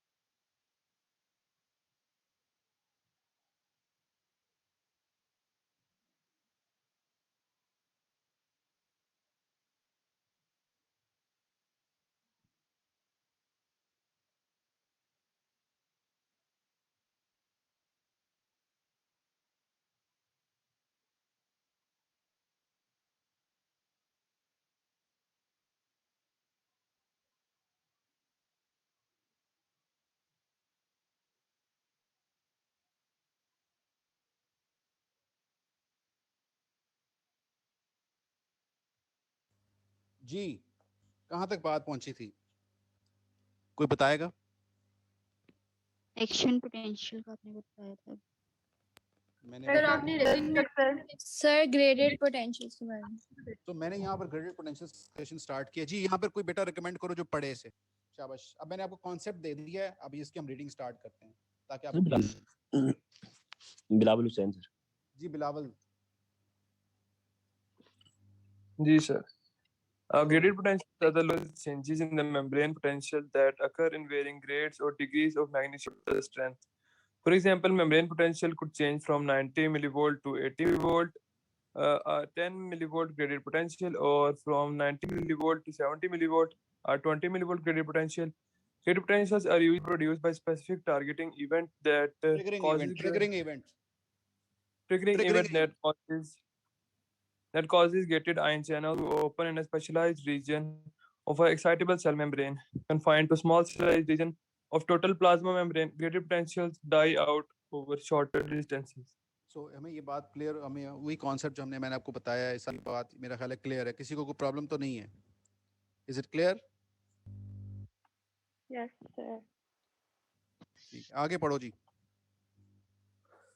The magnitude of initial graded potential, is the difference between the new potential and the resting potential, is related to the magnitude of the triggering event.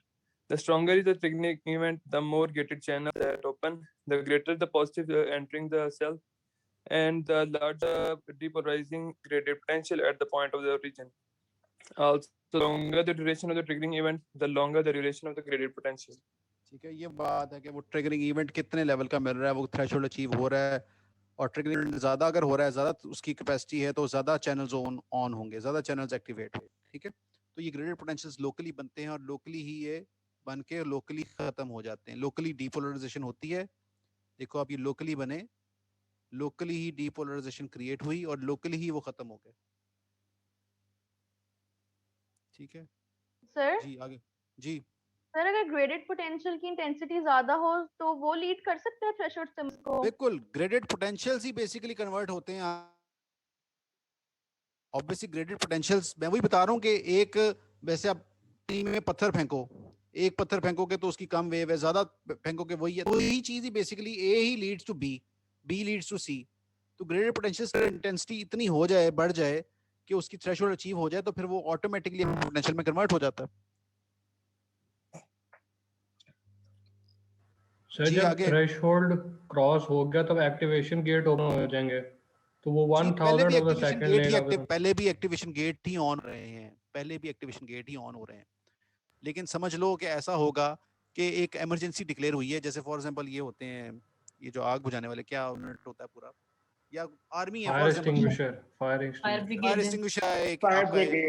Fire brigade वाला जो office है, वहां पर ये आप फॉर एग्जांपल वहां पर ये एक बंदे की कॉल गई है, उसको कहे जिस यहाँ थोड़ी सी आग लग गई है। अब क्या हो, लोकली वहां पर उसको कोशिश करेंगे उसको लोकली वहां पे सेटल आउट कर दें, लेकिन जब एक थ्रेशोल्ड अचीव हो गया, एक इमरजेंसी डिक्लेयर होगी गवर्नमेंट लेवल पे कि जी बहुत बड़ी कोई बिल्डिंग में आग लग गई है, तो फिर क्या होगा, वो एक इमरजेंसी डिक्लेयर हो गई है, थ्रेशोल्ड अचीव हो गई है, फिर क्या होगा, पूरे लाहौर के जो फायर ब्रिगेड यूनिट्स हैं उनको एक्टिवेट कर दिया जाएगा। Same is the game here कि जब लोकली चेंजेस आ रही हैं और जब वो थ्रेशोल्ड अचीव हो जाता है, तो फिर वो क्या हुआ, पूरी मेम्ब्रेन में एक इमरजेंसी डिक्लेयर हो गई है और पूरी मेम्ब्रेन के जो वोल्टेज गेटेड सोडियम चैनल्स हैं वो पॉजिटिव फीडबैक मैकेनिज्म के थ्रू एक्टिवेट हो जाएंगे और मैक्सिमम इनफ्लक्स होगा सोडियम आयंस का। ठीक है ठीक जी, इसको आगे बिलावल, इसको आगे कंटिन्यू करें। When a graded potential occurs locally in a nerve or a muscle cell membrane, the remainder of the membrane is still at resting potential. The temporarily depolarized region is called the active area. Active area is relatively more positive than the neighboring inactive areas that are still at resting potential. ठीक है, वो locally जो area बनता है उसको active area कहते हैं और वो ऑटोमेटिकली वो खत्म हो जाता है, और वो जब थ्रेशोल्ड अचीव नहीं हो रही तो ऑटोमेटिकली वो खत्म हो जाता है। ये अब एग्जांपल आप देख सकते हो कि ये जो ए और बी हैं, these are the graded potentials, threshold से नीचे हैं।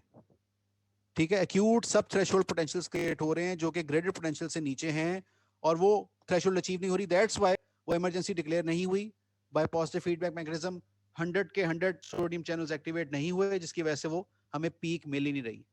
तो जैसी थ्रेशोल्ड अचीव हुई है, सी में देखो, जैसी थ्रेशोल्ड अचीव हुई है तो by all none principle maximum sodium channels जो हैं, वोल्टेज ग्रेडेड चैनल्स, उनके गेट्स ऑन हो गए हैं, एक्टिव हो गए हैं, और maximum influx of sodium ion start हो गया है, जिसकी वजह से क्या हुआ, वो जो पोलराइज्ड स्टेट थी वो बिल्कुल चेंज कर गई है। Inside becomes positively charge, outside becomes negatively charge, और आप पोटेंशियल डिफरेंस जो क्रॉस द मेम्ब्रेन है उस अगर आप उसको अगर मेजर करेंगे तो उसकी वैल्यू अराउंड +35 +40 मिलीवोल्ट पे जाएगी। कहाँ -90 मिलीवोल्ट था, इतना सोडियम का इन्फ्लक्स हुआ कि वो बिल्कुल रिवर्स कर गया और वो +35 मिलीवोल्ट पे वैल्यू चली गई है।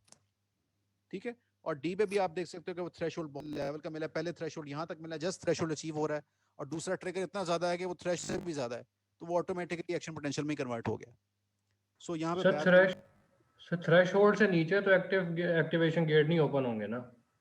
थ्रेशोल्ड से नीचे आपके वोल्टेज गेटेड चैनल्स के कुछ एक्टिवेशन गेट एक्टिवेट होंगे, लेकिन मैं भी बता रहा हूँ कि 100 चैनल अगर हैं, 100 में से सिर्फ 5 या 10 एक्टिव होंगे, क्योंकि ट्रिगर तो मिला हुआ है ना, स्टिमुलस तो मिला है जी। कुछ चैनल्स एक्टिवेट होंगे, सारे वोल्टेज गेटेड चैनल्स एक्टिवेट नहीं होंगे, लेकिन जैसे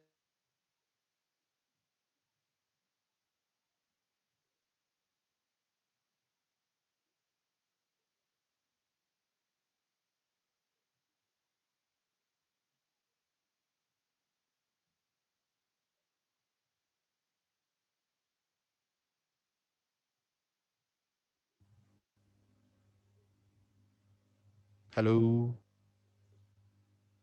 यस सर। Yes sir. चलो आगे, नेक्स्ट क्या है, ये एक सिनेरियो है, ये बल्कि मेरा क्वेश्चन यहाँ पे मैंने एम ही डाल दिया, चलो इसको छोड़ दो जी। एक्शन पोटेंशियल क्या है, ये पढ़ो, कोई नेक्स्ट नाम बताओ। अहमद महबूब जी, अहमद महबूब, तो आपने एक दफा पढ़ना है और पढ़ के इसको अंडरस्टैंड करके सबको समझाना है। आपके पास 2 मिनट है, चलो शाबाश।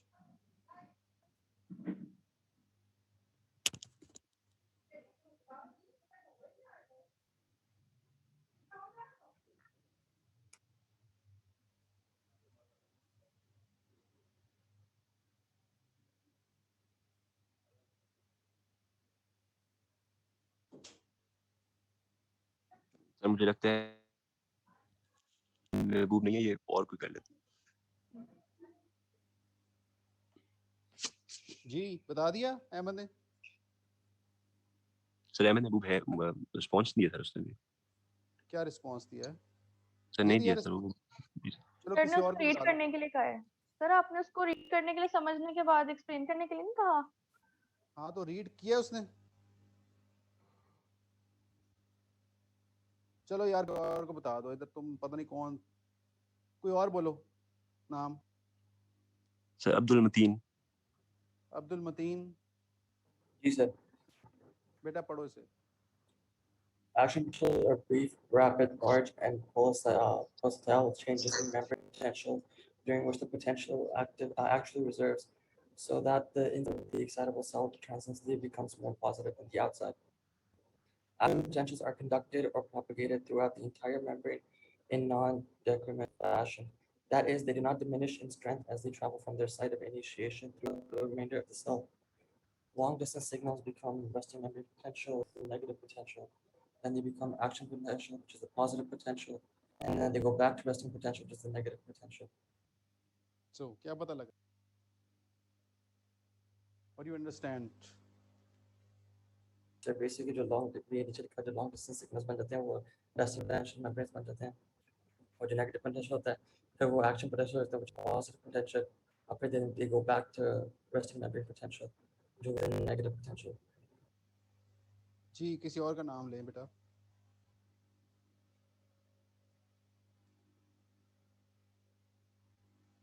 JR CR।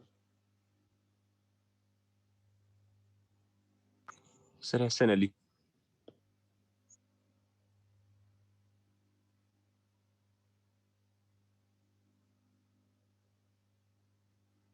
आप लोग तो सो रहे हो सारे, या आप लोगों को सर समझ में आ एहसन रहा अली है? सर, एहसन अली। बताओ क्या मसला है, कोई बता दो। नहीं सर कोई मसला नहीं, कोई मसला है बताओ तो। कोई मसला नहीं लेक्चर मजे का नहीं आ रहा, बोरिंग लेक्चर है आज। नहीं सर ऐसा नहीं। फिर क्या है मसला? सारी सर कौम मुझे क्यों लगता सो रही है? कौम क्यों सो रही है? ये सर मैं बताऊं, मैं का नाम क्या है? सर मोहम्मद जहांजेब। अच्छा मोहम्मद जहांजेब, चलो बताओ। सर ये जो एक्शन पोटेंशियल जो होती है सर, ये रेस्ट मेम्ब्रेन पोटेंशियल के बिल्कुल वर्स होती है। यानी कि जैसे कि रेस्ट में क्या होता है कि अंदर जो होता है नेगेटिव होता है और बाहर पॉजिटिव होता है। तो एक्शन में जो होता है रिवर्स हो जाता है, अंदर पॉजिटिव आए थे हैं और जो आउटसाइड जो होती है उधर नेगेटिव आए थे हैं। तो जो एक्शन पोटेंशियल जो होता है इसमें कंडक्ट नर्व पल्स होती है इन नॉन डिक्रीमेंटल फैशन में। यानी कि जहां से स्टार्ट हुई है फिर उसने फुल मतलब जाना है एंड तक। ऑल और नन लॉ वाली पैटर्न फॉलो करते हैं ना, ऑल और नन लॉ वाली पैटर्न। या तो सारे ही जाएगी नर्व में फैलेगी, या नहीं है तो लोकली वहीं पे खत्म हो जाती है। ऑल और नन लॉ को फॉलो करती है। So it is the brief rapid large pulsatile changes. Action potential में ये वर्ड्स यूज करने हैं आपको। Action potential are brief rapid large pulsatile changes in membrane potential during the potential actually reverses, so that the inside of the excitable cell transiently become more positive than the outside. ठीक है, इसमें different phases होती हैं। सबसे पहले resting membrane potential है, उसके बाद पीता हूँ मोहम्मद खैर के, पीता हूँ मैं 12 बजे। सर आपसे एक क्वेश्चन पूछना था कि बेटे सर बाकी लोग अपना माइक ऑफ कर दो। तुम ये किसने ऑन किया हुआ है अपना माइक? जी जहांजेब क्या बोल? सर कितना मिलीवोल्ट चाहिए होता है एक्शन पोटेंशियल तक जाने के लिए? बेटा थ्रेशोल्ड चाहिए होता है -65 मिलीवोल्ट। Threshold is -65 millivolt. जब -65 मिलीवोल्ट हो जाता है तो फिर आपका एक्शन पोटेंशियल क्रिएट हो जाता है, जिसकी वैल्यू +35 मिलीवोल्ट तक जाती है। अच्छा, अब इसमें ये कि स्टिमुलस कौन कौन से हो सकते हैं? इसमें मैकेनिकल स्टिमुलस हैं, केमिकल स्टिमुलस हैं, इलेक्ट्रिकल स्टिमुलस है। मैकेनिकल स्टिमुलस में क्रशिंग, पिंचिंग, रबिंग ये आ जाते हैं। केमिकल में एपिनेफ्रिन, नॉरएपिनेफ्रिन, एसिटाइलकोलिन्स हैं। और इलेक्ट्रिकल में एनोड करंट्स, कैथोड करंट्स जो ये होते हैं ये उसके अंदर यूज होते हैं। ठीक है। अच्छा, अब इसकी कैरेक्टरिस्टिक्स क्या हो सकती है? कोई जी कोई रीड करे बेटा, किसी का नाम बोलो। सर खदीजा जी। जी Khadija.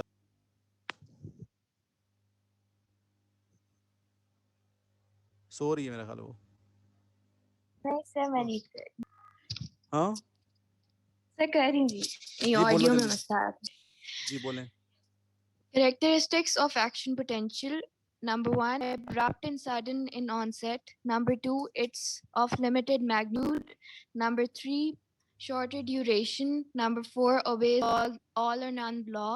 Number 5, shows refractory period. सो ये 5 कैरेक्टरिस्टिक्स हैं जो कि यूएचएस में सवाल आया हुआ है, इसलिए मैंने ये स्लाइड पूरी सेपरेट करके बना दी आप लोगों के लिए। ये this is a UHS question, 2 marks का क्वेश्चन आता है। Enlist the characteristics of action potential. It is abrupt and sudden in onset. It is of limited magnitude. It is having a short duration. Obeys all or none law, and it shows refractory period. ठीक है, abrupt and sudden in onset का idea है आपको, limited magnitude का भी पता लग गया है, शॉर्टर ड्यूरिंग का भी है, ऑल और नन लॉ भी आपको ये प्रॉपर्टी है। या तो वो पूरी नर्व में फैला नहीं होगा तो कहीं भी नहीं जाएगा, ऐसी उसकी कैपेसिटी है। और shows refractory period. Refractory period क्या होता है, कोई बताएगा? Anyone genius? जी जी कौन? मैं बताऊं? माहा कामरान। जी माहा कामरान बताएं। तो जब एक पॉइंट पे एक्शन पोटेंशियल जनरेट हो जाता है तो वो नेक्स्ट पॉइंट को जनरेट करते हैं, एक्शन पोटेंशियल ट्रांसफर होता है। तो जो जिस चैनल पे इनिशियली हुआ होता है जनरेट, उसके नैनो सेकंड्स के लिए चैनल्स बंद हो जाते हैं और उस टाइम के लिए कोई एक्शन पोटेंशियल जनरेट नहीं हो सकता। इस तरह हमेशा पोटेंशियल जो नर्व इम्पल्सेस आगे की तरफ ट्रैवल करती हैं। तो इसलिए सो रिफ्रैक्टरी पीरियड वो टाइम पीरियड है, वो ड्यूरेशन है जिसमें दोबारा री एक्साइटेशन नहीं पॉसिबल। ठीक है, एक दफा जब ऑलरेडी एक चीज एक्साइटेड है वो दोबारा एक्साइट कैसे होगी? ठीक है, that duration is called as refractory period. ठीक है, मतलब आप ये कह सकते हैं कि जब आपका एक्शन पोटेंशियल का फेज चल, एक्शन पोटेंशियल रिपीट सारा कुछ होगा, आपको दोबारा बताया जाएगा प्रॉपर्टीज के अंदर। लेकिन मैंने अभी जस्ट पूछ लिया, किसी को अगर पता है अच्छी बात है, जब प्रॉपर्टीज बताई जाएंगी तो फिर आपको बताया जाएगा दोबारा। सिंपल सी बात है, इन वर्ड्स आपको कहें जी बाहर ग्राउंड में भागो और आप भाग रहे हो, ठीक है। अब मैं उस वक्त कहूंगा, आप भागते मैं कहूंगा दोबारा ग्राउंड में भागो, तो आप दोबारा उस ऑर्डर को फॉलो करोगे? आप तो भाग रहे हो। क्या ख्याल है?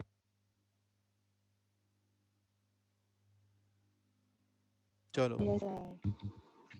आज मेरा बिल्कुल फर्स्ट सर, ईयर एमबीबीएस सारी ना लस्सी शस्सी पी के बैठी है नाश्ते करके सारे tune.com पे। नहीं सर समझ गया सर समझ गया। तो कल से रमजान जो है, कल से रमजान है, अब रमजान में पता नहीं क्या होना है लेक्चर्स में, अल्लाह ही खैर करे,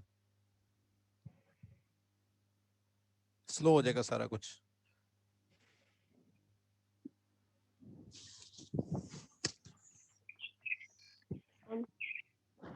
जी कोई नाम लो। सर क्वेश्चन है। कौन है क्वेश्चन करने वाला? नूर नूर नईम। नूर नईम। नूर नईम जी सर बोलो। जो प्रीवियस स्लाइड थी उसमें लिखा हुआ कि एक्शन पोटेंशियल जब प्रोपेगेट करता है तो स्ट्रेंथ में कोई जो स्टिमुलस की स्ट्रेंथ होती है वो डिक्रीज नहीं होती, लेकिन प्रोपेगेशन में लॉस तो होता है, होना चाहिए या नहीं? अब प्रोपगेशन एक बिल्कुल अलग स्टोरी है। प्रोपगेशन में भी ये है कि दो तरह के, आपको डॉक्टर मदरसे ने बताया प्रोपगेशन, माइलिनेटेड अनमाइलिनेटेड वाली बता दी है ना? नहीं अभी नहीं बताई? चलो वो आपको बताएंगे माइलिनेटेड फाइबर्स में प्रोपगेशन कैसे होती है और अनमाइलिनेटेड में क्या होती है। जो माइलिनेटेड फाइबर्स होते हैं उसमें वो इंसुलेटेड होती है, उसमें श्वान सेल्स मौजूद होते हैं, माइलिन शीथ होती है जिसकी वजह से वो नोड टू नोड ट्रेवलिंग होती है, इसको सॉल्टेटरी कंडक्शन कहते हैं, जिसके रिजल्ट में क्या होता है वो जाया नहीं होती कंडक्शन, वो प्रॉपर उसी स्पीड में ग्रेटर फोर्स के साथ वो मूव करती है, इसलिए वो जाया नहीं होती। ठीक है, जब ये टॉपिक आएगा इंशाल्लाह आपको उसमें बताएंगे। जी कोई और नाम लें? CRG sir Ariz Mansoor. यार आप लोग ना चुन के नाम आपने चुने हुए हैं, कोई नए नए नाम निकालो ना। मैं सारे नहीं निकाल रहा हूँ सर। अजल जी, अजल। सर वालेकुम सलाम। प्रॉपर्टीज बताओ एक्शन पोटेंशियल की जल्दी से।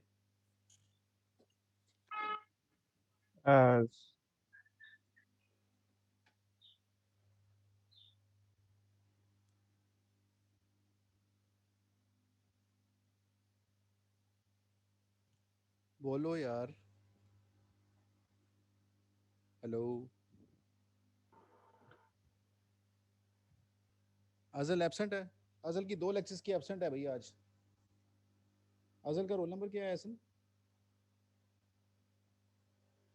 सर वो प्रेजेंट था अभी, उसे वो सर वो क्लियर नहीं, उसका प्रॉपर्टीज नहीं क्लियर उसके। तो चलो कोई और नाम लो।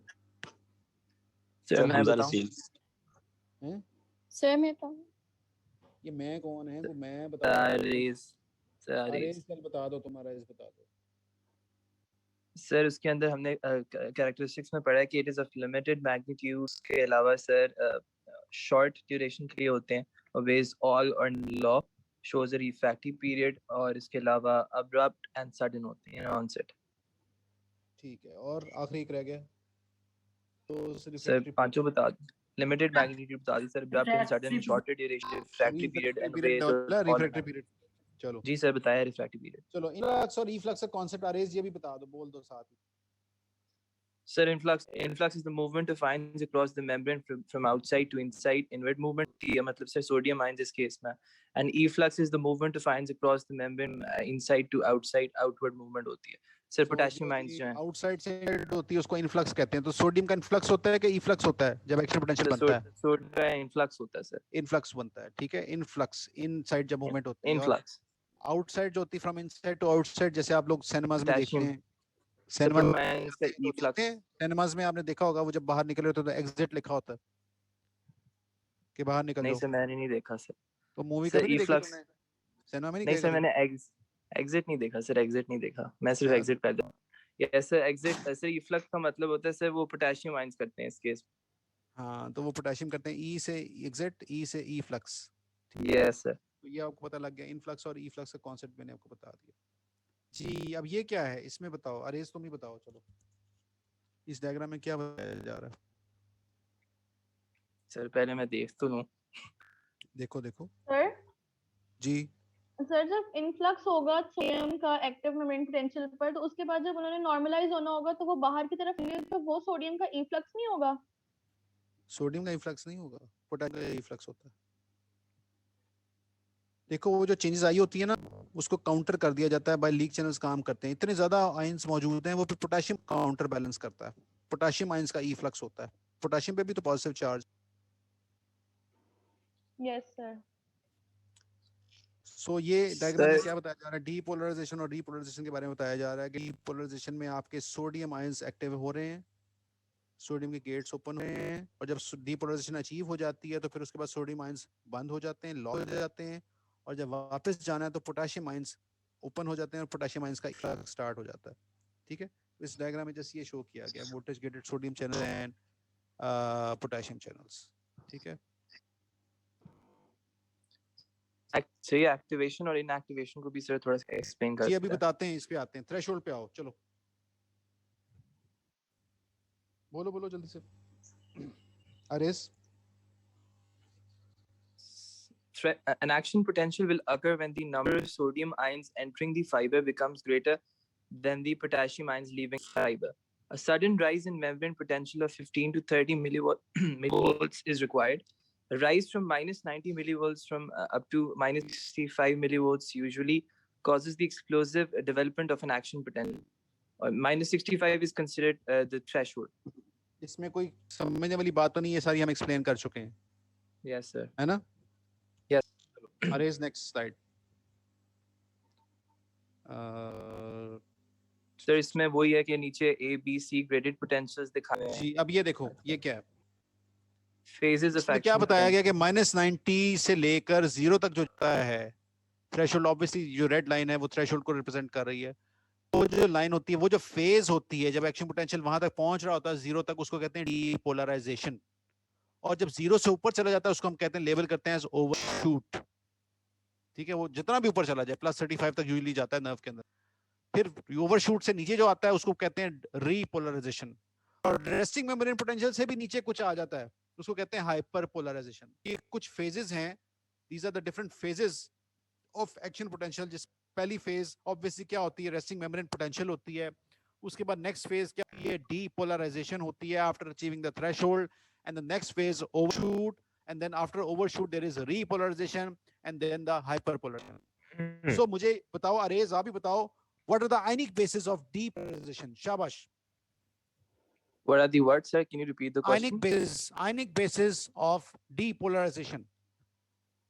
Ionic bases, sir, इसके अंदर सोडियम आयंस बेसिकली जो इनफ्लक्स हो रहे हैं मेम्ब्रेन के Very good, अंदर। शाबाश शाबाश। सोडियम आयंस का इन्फ्लक्स हो रहा है, सोडियम आयंस अंदर मूव कर रहे हैं, सोडियम का इन्फ्लक्स हो रहा है। सोडियम आयंस का influx is responsible for depolarization, and obviously the sodium ions का इन्फ्लक्स जो है, it is also responsible for overshoot. But how you can differentiate depolarization with overshoot, when from resting membrane potential, when it reaches till 0 millivolt, that is labeled as depolarization, and after that 0 phase it is labeled as overshoot. Okay? Yes. जी आगे, ये stages हैं, different stage है, depolarisation state है। Obviously जब depolarisation achieve हो जाती है तो वापस जो उसने वापस आना towards RMP, that is repolarisation stage. ठीक है जी, रेस्टिंग स्टेज के बारे में बोलो। अब ये हमारा पढ़ लिया हुआ है कॉन्सेप्ट सारा, आपको जिसको just have to read it. चलें बोलें। The stage of resting membrane potential before the action potential begins, the membrane is said to be polarized at this stage. Resting membrane potential is -90 millivolts. So simple सी बात है कि resting stage -90 millivolt है। जी हरमैन है इधर, जी आर। Yes sir. जी हरमैन, ये बताएं, रेस्टिंग स्टेज -90 मिलीवोल्ट है, why, what are the causes या what are the determinants of this -90 millivolt? एक इलेक्ट्रोजेनिक पंप और उसके अलावा सोडियम और पोटेशियम का हम वोल्टेज निकालते हैं थ्रू गोल्डन इक्वेशन। तो उन दोनों को प्लस करके ये -90 आया है, और ये माइनस इसलिए कि inside of the membrane is negative due to the presence of less potassium और less positive ions and proteins, और बाहर जो है outside the membrane the electric potential is more positive, which is why this -90 millivolt is achieved. Nurse potential of sodium and nurse potential of potassium, sodium potassium pump are the main determinants of this -90 millivolt. Okay, clear? Yes sir. जी आगे, next कोई नाम बोलें।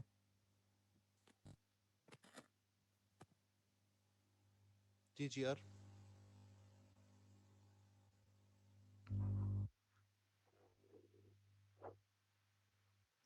बिलाल अहमद। बिलाल अहमद, जल्दी आओ। Yes sir. बोलें भाई। Depolarization stage. When threshold stimulus is applied, the permeability of sodium ions increases. Due to change in permeability, sodium is diffused from ECF to the interior of the axon. When the membrane potential approaches threshold level, this initiates positive feedback cycle for opening of more sodium channels. Very good, clear है यहाँ तक सबको बेटा? ये हमने इसको flow chart, सारी discussion जो आज की उसी की है, सारा कुछ लिखा हुआ है। CR क्लियर है यहाँ तक? Yes sir. जी Yes, आगे आगे नेक्स्ट। जी बेटा कंटिन्यू जो बोल रहे थे। The greater the sodium channels open, the greater sodium ions enter into the fiber. This causes positivity inside and negativity outside. This causes the membrane potential to overshoot beyond the zero level and reaches up to plus 35 millivolt. This is called the depolarization state. So first stage is depolarization, and the ionic basis of depolarization is the sodium ions, influx of sodium ions. The activation voltage gated sodium channels, influx of sodium ions is responsible for depolarization. Okay, so next क्या phase आएगी? ठीक है, आप देख सकते हैं अब क्या होना है, वापस repolarize होना है, वापस repolarization होनी है, ये आप देख सकते हैं। ठीक है जी, जी पढ़ो।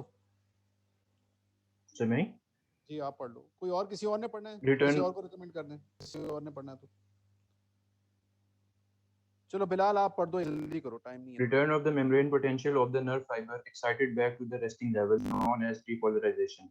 Within a few thousandths of a second after the membrane becomes highly permeable to sodium ions.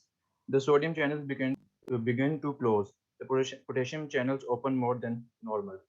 So अब क्या हुआ, पोटेशियम चैनल्स एक्टिवेट हो गए हैं, पोटेशियम चैनल्स के गेट ओपन हो गए हैं, जिसके रिजल्ट में पोटेशियम आयंस का ई फ्लक्स स्टार्ट हो गया है, जिसके रिजल्ट में रीपोलराइजेशन फेज कंटिन्यू हो गई। और इसका कब तक अचीव होनी, जब तक रेस्टिंग मेम्ब्रेन पोटेंशियल अचीव ना हो जाए।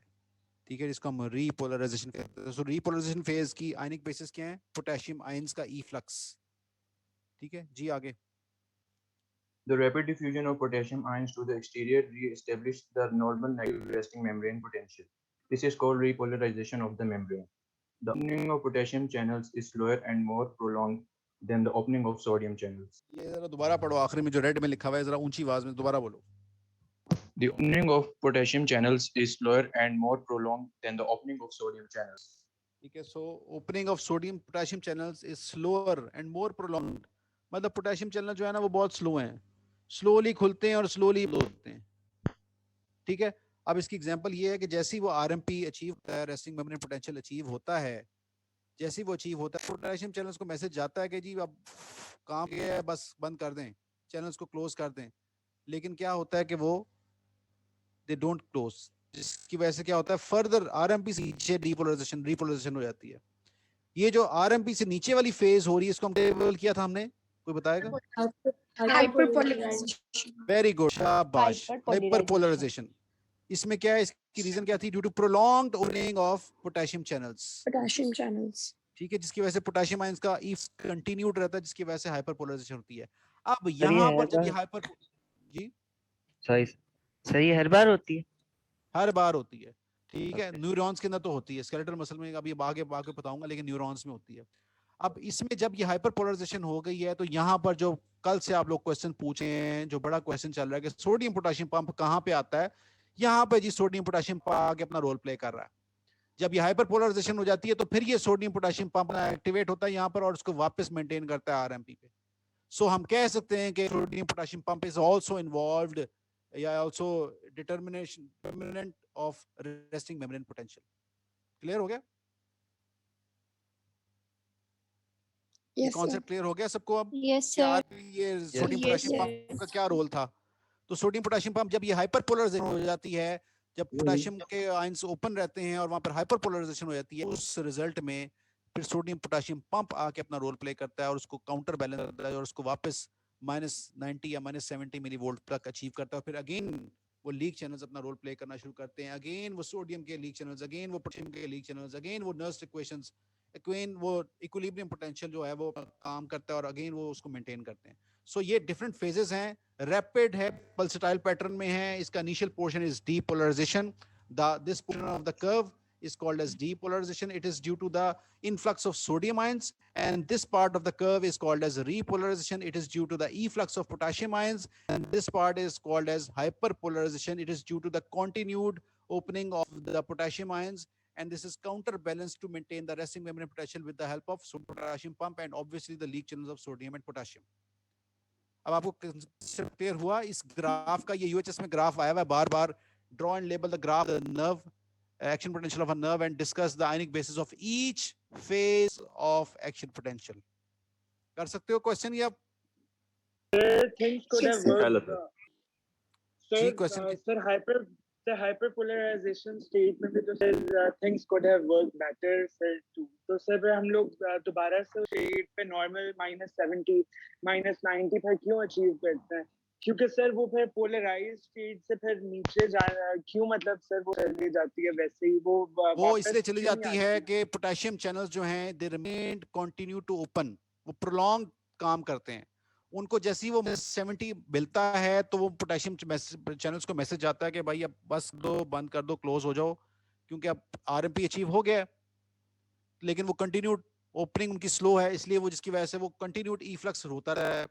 जब वो होता रहता है तो वो हाइपरपोलराइजेशन क्रिएट हो गई है.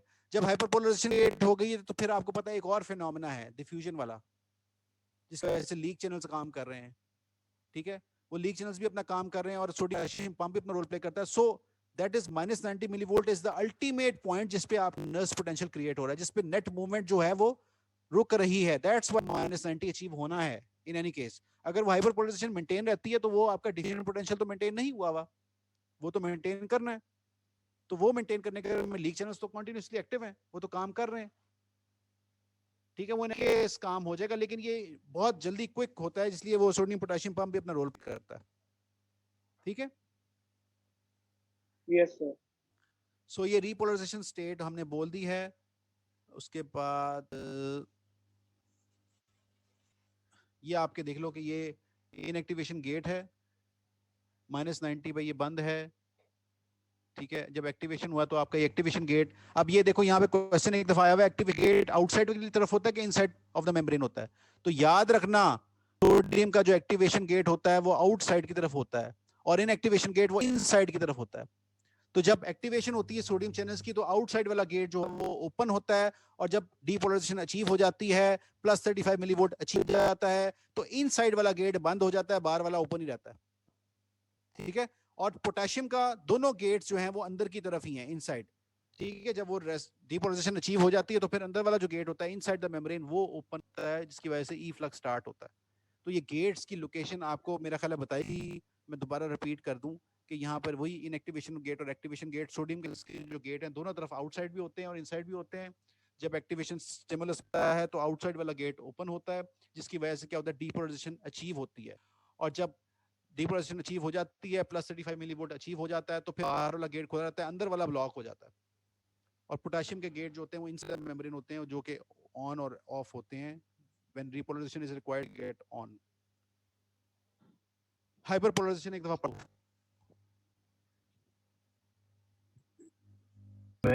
So when the negative potential becomes even more negative than RMP, it's called hyperpolarization.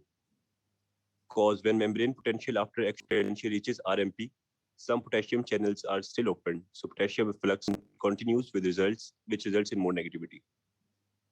तो ये अब आपको कॉन्सेप्ट समझ आ गया हाइपरपोलराइजेशन का सबको? Yes sir. यस. ऐसा बच्चा जिसको यहाँ तक समझ नहीं, कोई प्रॉब्लम है यहाँ तक, मेरे ख्याल हम यहाँ तक इसको बस बंद करते हैं. आगे और लेक्चर रिक्वायर्ड होगा, इसको मैं आज कंप्लीट नहीं करता क्योंकि फिर आपको समझ नहीं आएगा. क्या ख्याल है सर सोडियम गेट्स के साथ जो इनसाइड और आउटसाइड सर एक बार दोबारा बता दो. पोटेशियम के तो दोनों साइड पे हमारे पास आउटसाइड ही. पोटेशियम के दोनों साइड पे नहीं होते, पोटेशियम के इनसाइड होते हैं, सिर्फ आउटसाइड ही. सिर्फ आउटसाइड. पोटेशियम सिर्फ इनसाइड होते हैं, सोडियम के दोनों तरफ होते हैं. याद रखो, घर का दरवाजा बाहर की तरफ भी है और की तरफ भी है. ठीक है, जब बाहर से किसी ने अंदर आना है तो कौन सा दरवाजा खोलोगे तुम, बाहर वाला के अंदर वाला? दोनों ही खोलना है, जब अंदर भी आएगा. नहीं, फिर अंदर वाला तो खुला हुआ है, अंदर वाला तो खुला हुआ है, अंदर वाला तो खुला हुआ है. आपने किसी को बाहर से आपके को बेल करता है गेट पे तो आप सर मेन गेट खोलेंगे ना? मेन गेट खोल नहीं भाई, तू मेन गेट खोल नहीं.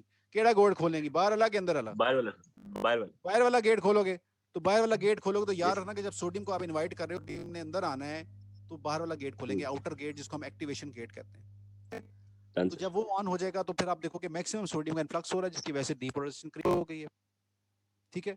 और फिर जब उसके बाद उसकी आपने रोकनी है तो फिर क्या कहेंगे, अंदर वाला गेट जो है इनएक्टिवेशन गेट, जब आपने इनएक्टिव करना है उस चैनल को इनएक्टिव करना है ताकि वो उधर एक्टिवेशन ना, उधर चैनल्स के अंदर मूवमेंट ना हो, उस गेट को आपने इनएक्टिव करना है, इनएक्टिव फॉर्म में लेके आना। तो फिर इनएक्टिवेशन गेट जो के अंदर है उसको आप बंद कर दें, याद रहेगा। ठीक होगा सर। और पोटेशियम के होते ही अंदर है, ठीक है जी सर। क्लियर है ये कॉन्सेप्ट? Clear sir. सो यहाँ तक मेरा ख्याल है हम इससे आगे नहीं जाते, क्योंकि इससे आगे फिर आप लोगों को प्रॉब्लम होगी। मैं तो कराने के लिए तैयार हूँ, लेकिन ये कि टाइम भी अब हो गया हुआ है, हम एक और लेक्चर हमें रिक्वायर्ड है, वो हम आगे फिर कराएंगे। तो यहाँ तक बेटा सबको क्लियर हो गया सारी एक्शन पोटेंशियल की। ये यूएचएस का क्वेश्चन है कि draw and label the graph of action potential and fiber and also explain the ionic basis of each phase of action potential. Now you can do it. Yes sir. Yes, sir. Yes sir, हो गया। Inshallah, sir. चलो फिर इसके इंशाल्लाह next शुरू करेंगे। Thank you very much. कोई question है बेटा पूछ लें किसी को। थैंक यू सर, बहुत शुक्रिया।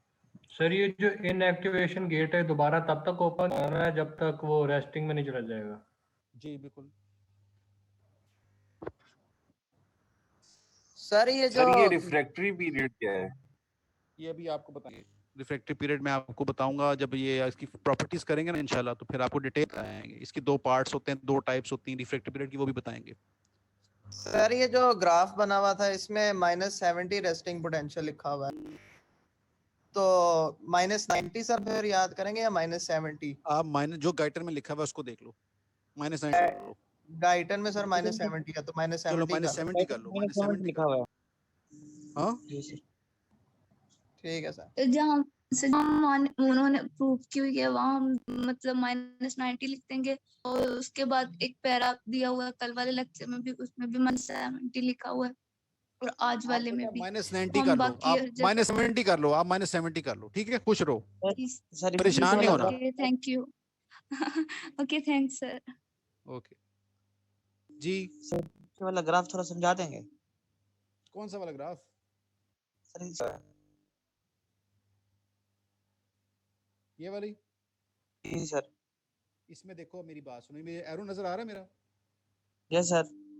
यहाँ से आपका -70 मिली वोल्ट है, यहाँ पे उसको ट्रिगर मिला, ट्रिगर मिलने के बाद यहाँ उसको थ्रेशोल्ड मिल गया, ठीक है। जब थ्रेशोल्ड मिल गया तो मैक्सिमम सोडियम आयंस ऑन हो गए, मैक्सिमम सोडियम का इन्फ्लक्स स्टार्ट हो गया, जिसकी वजह से ये शूट कर गया। फ्यूजन हो रही है फर्स्ट स्टेप में। क्या हो रहा है? फैसिलिटेटेड फ्यूजन हो रही है फर्स्ट स्टेप में सोडियम आयंस। फैसिलिटेटेड नहीं हो रही है, एक्टिव ट्रांसपोर्ट हो रही है। ओह ठीक है, वोल्टेज ग्रेडेड चैनल्स एक्टिवेट हो गए हैं और इसकी वजह से ये अचीव हो गया। उसके बाद क्या हुआ, यहाँ पर जब सोडियम चैनल्स यहाँ पे क्लोज हो जाएंगे, जैसे वो +35 मिलीवोल्ट अचीव हो जाएगा, फिर होगा पोटेशियम चैनल्स ऑन होंगे, पोटेशियम के गेट ऑन होंगे, पोटेशियम का ई फ्लक्स स्टार्ट हो जाएगा। देख लो ई फ्लक्स हो रहा है from inside to outside, efflux हो रहा है, जिसकी वजह से क्या होगा, यहाँ पर आकर जैसे वो मैसेज मिलेगा उसको कि बंद कर दो गेट, तो वो गेट बंद नहीं करेगा, वो कहेगा जी स्लो टू रिस्पॉन्ड है, इट कंटिन्यूड ओपन, जिसकी वजह से क्या होगा, ये हाइपरपोलराइजेशन की फेज क्रिएट हो जाएगी, जो continued efflux of potassium ion. उसके बाद फिर क्या होगा, यहाँ पर आपके 3 फैक्टर्स हैं, सोडियम पोटेशियम पंप, आपके सोडियम लीक चैनल्स और पोटेशियम लीक चैनल्स, ये सब मिलकर रोल प्ले करेंगे और वापस आरएमपी को मेंटेन करेंगे। जी सर। तो इसमें क्या हो गया, पहली फेज आरएमपी, दूसरी फेज डीपोलराइजेशन, फिर ओवरशूट, फिर रीपोलराइजेशन, फिर hyperpolarization and then again RMP. Yes sir. Clear? जी सर, थैंक यू सर। चलो और कोई क्वेश्चन किसी का? सर ये सारे चैनल जो हैं एक्टिव ट्रांसपोर्ट से काम करते हैं? यार देखो, जब स्टिमुलस मिलता है तो ऑब्वियसली फिर आपके वोल्टेज ग्रेडेड चैनल्स काम करते हैं, प्राइमरी एक्टिव ट्रांसपोर्ट के थ्रू ही काम करेंगे ना, नर्व इंपल्स सिस्टम कर रही है। सर ये जब हमें मतलब कि बहुत ज्यादा पेनफुल लाइक स्टिमुलस मिलता है तो जो है उसकी पॉजिटिव में मतलब 35 तक पहुंचेगा, अगर बहुत ज्यादा जब पेन होती है मींस उसमें बहुत ज्यादा सोडियम इन्फ्लक्स उसमें ये है कि वो कंटिन्यू, देखो कंटिन्यूड वेव्स जा रही हैं, ये नहीं है कि वो बहुत ज्यादा वेव है तो वो +40 या 55 आ गया, उसकी लिमिट है, लिमिटेड मैग्नीट्यूड का हमने इसकी प्रॉपर्टी पढ़ा है, लिमिटेड मैग्नीट्यूड है, ठीक है। तो +35 ये कि फिर वो रिपीटेटिव होता है, इरिटेटिव होता है जिसकी वजह से हमें पेन बहुत ज्यादा फील होती है। चलें ठीक। बाकी इसको एक दफा रीड करें आप गाइडेंस से, और ये यूएचएस का क्वेश्चन है, इसको तैयार करें, इसका ग्राफ बनाना आता है। अभी डॉक्टर मुदस्सिर असाइनमेंट्स कर रहे हैं, मैं अभी नहीं कर रहा, मैं नेक्स्ट वीक दूंगा, फिर नर्व के इकट्ठे क्वेश्चंस दे दूंगा, ठीक है? अभी नहीं मैं दे रहा कोई क्वेश्चन। Okay sir. अब डॉक्टर मुदस्सिर का लेक्चर है 11:15 मेरा ख्याल है ना?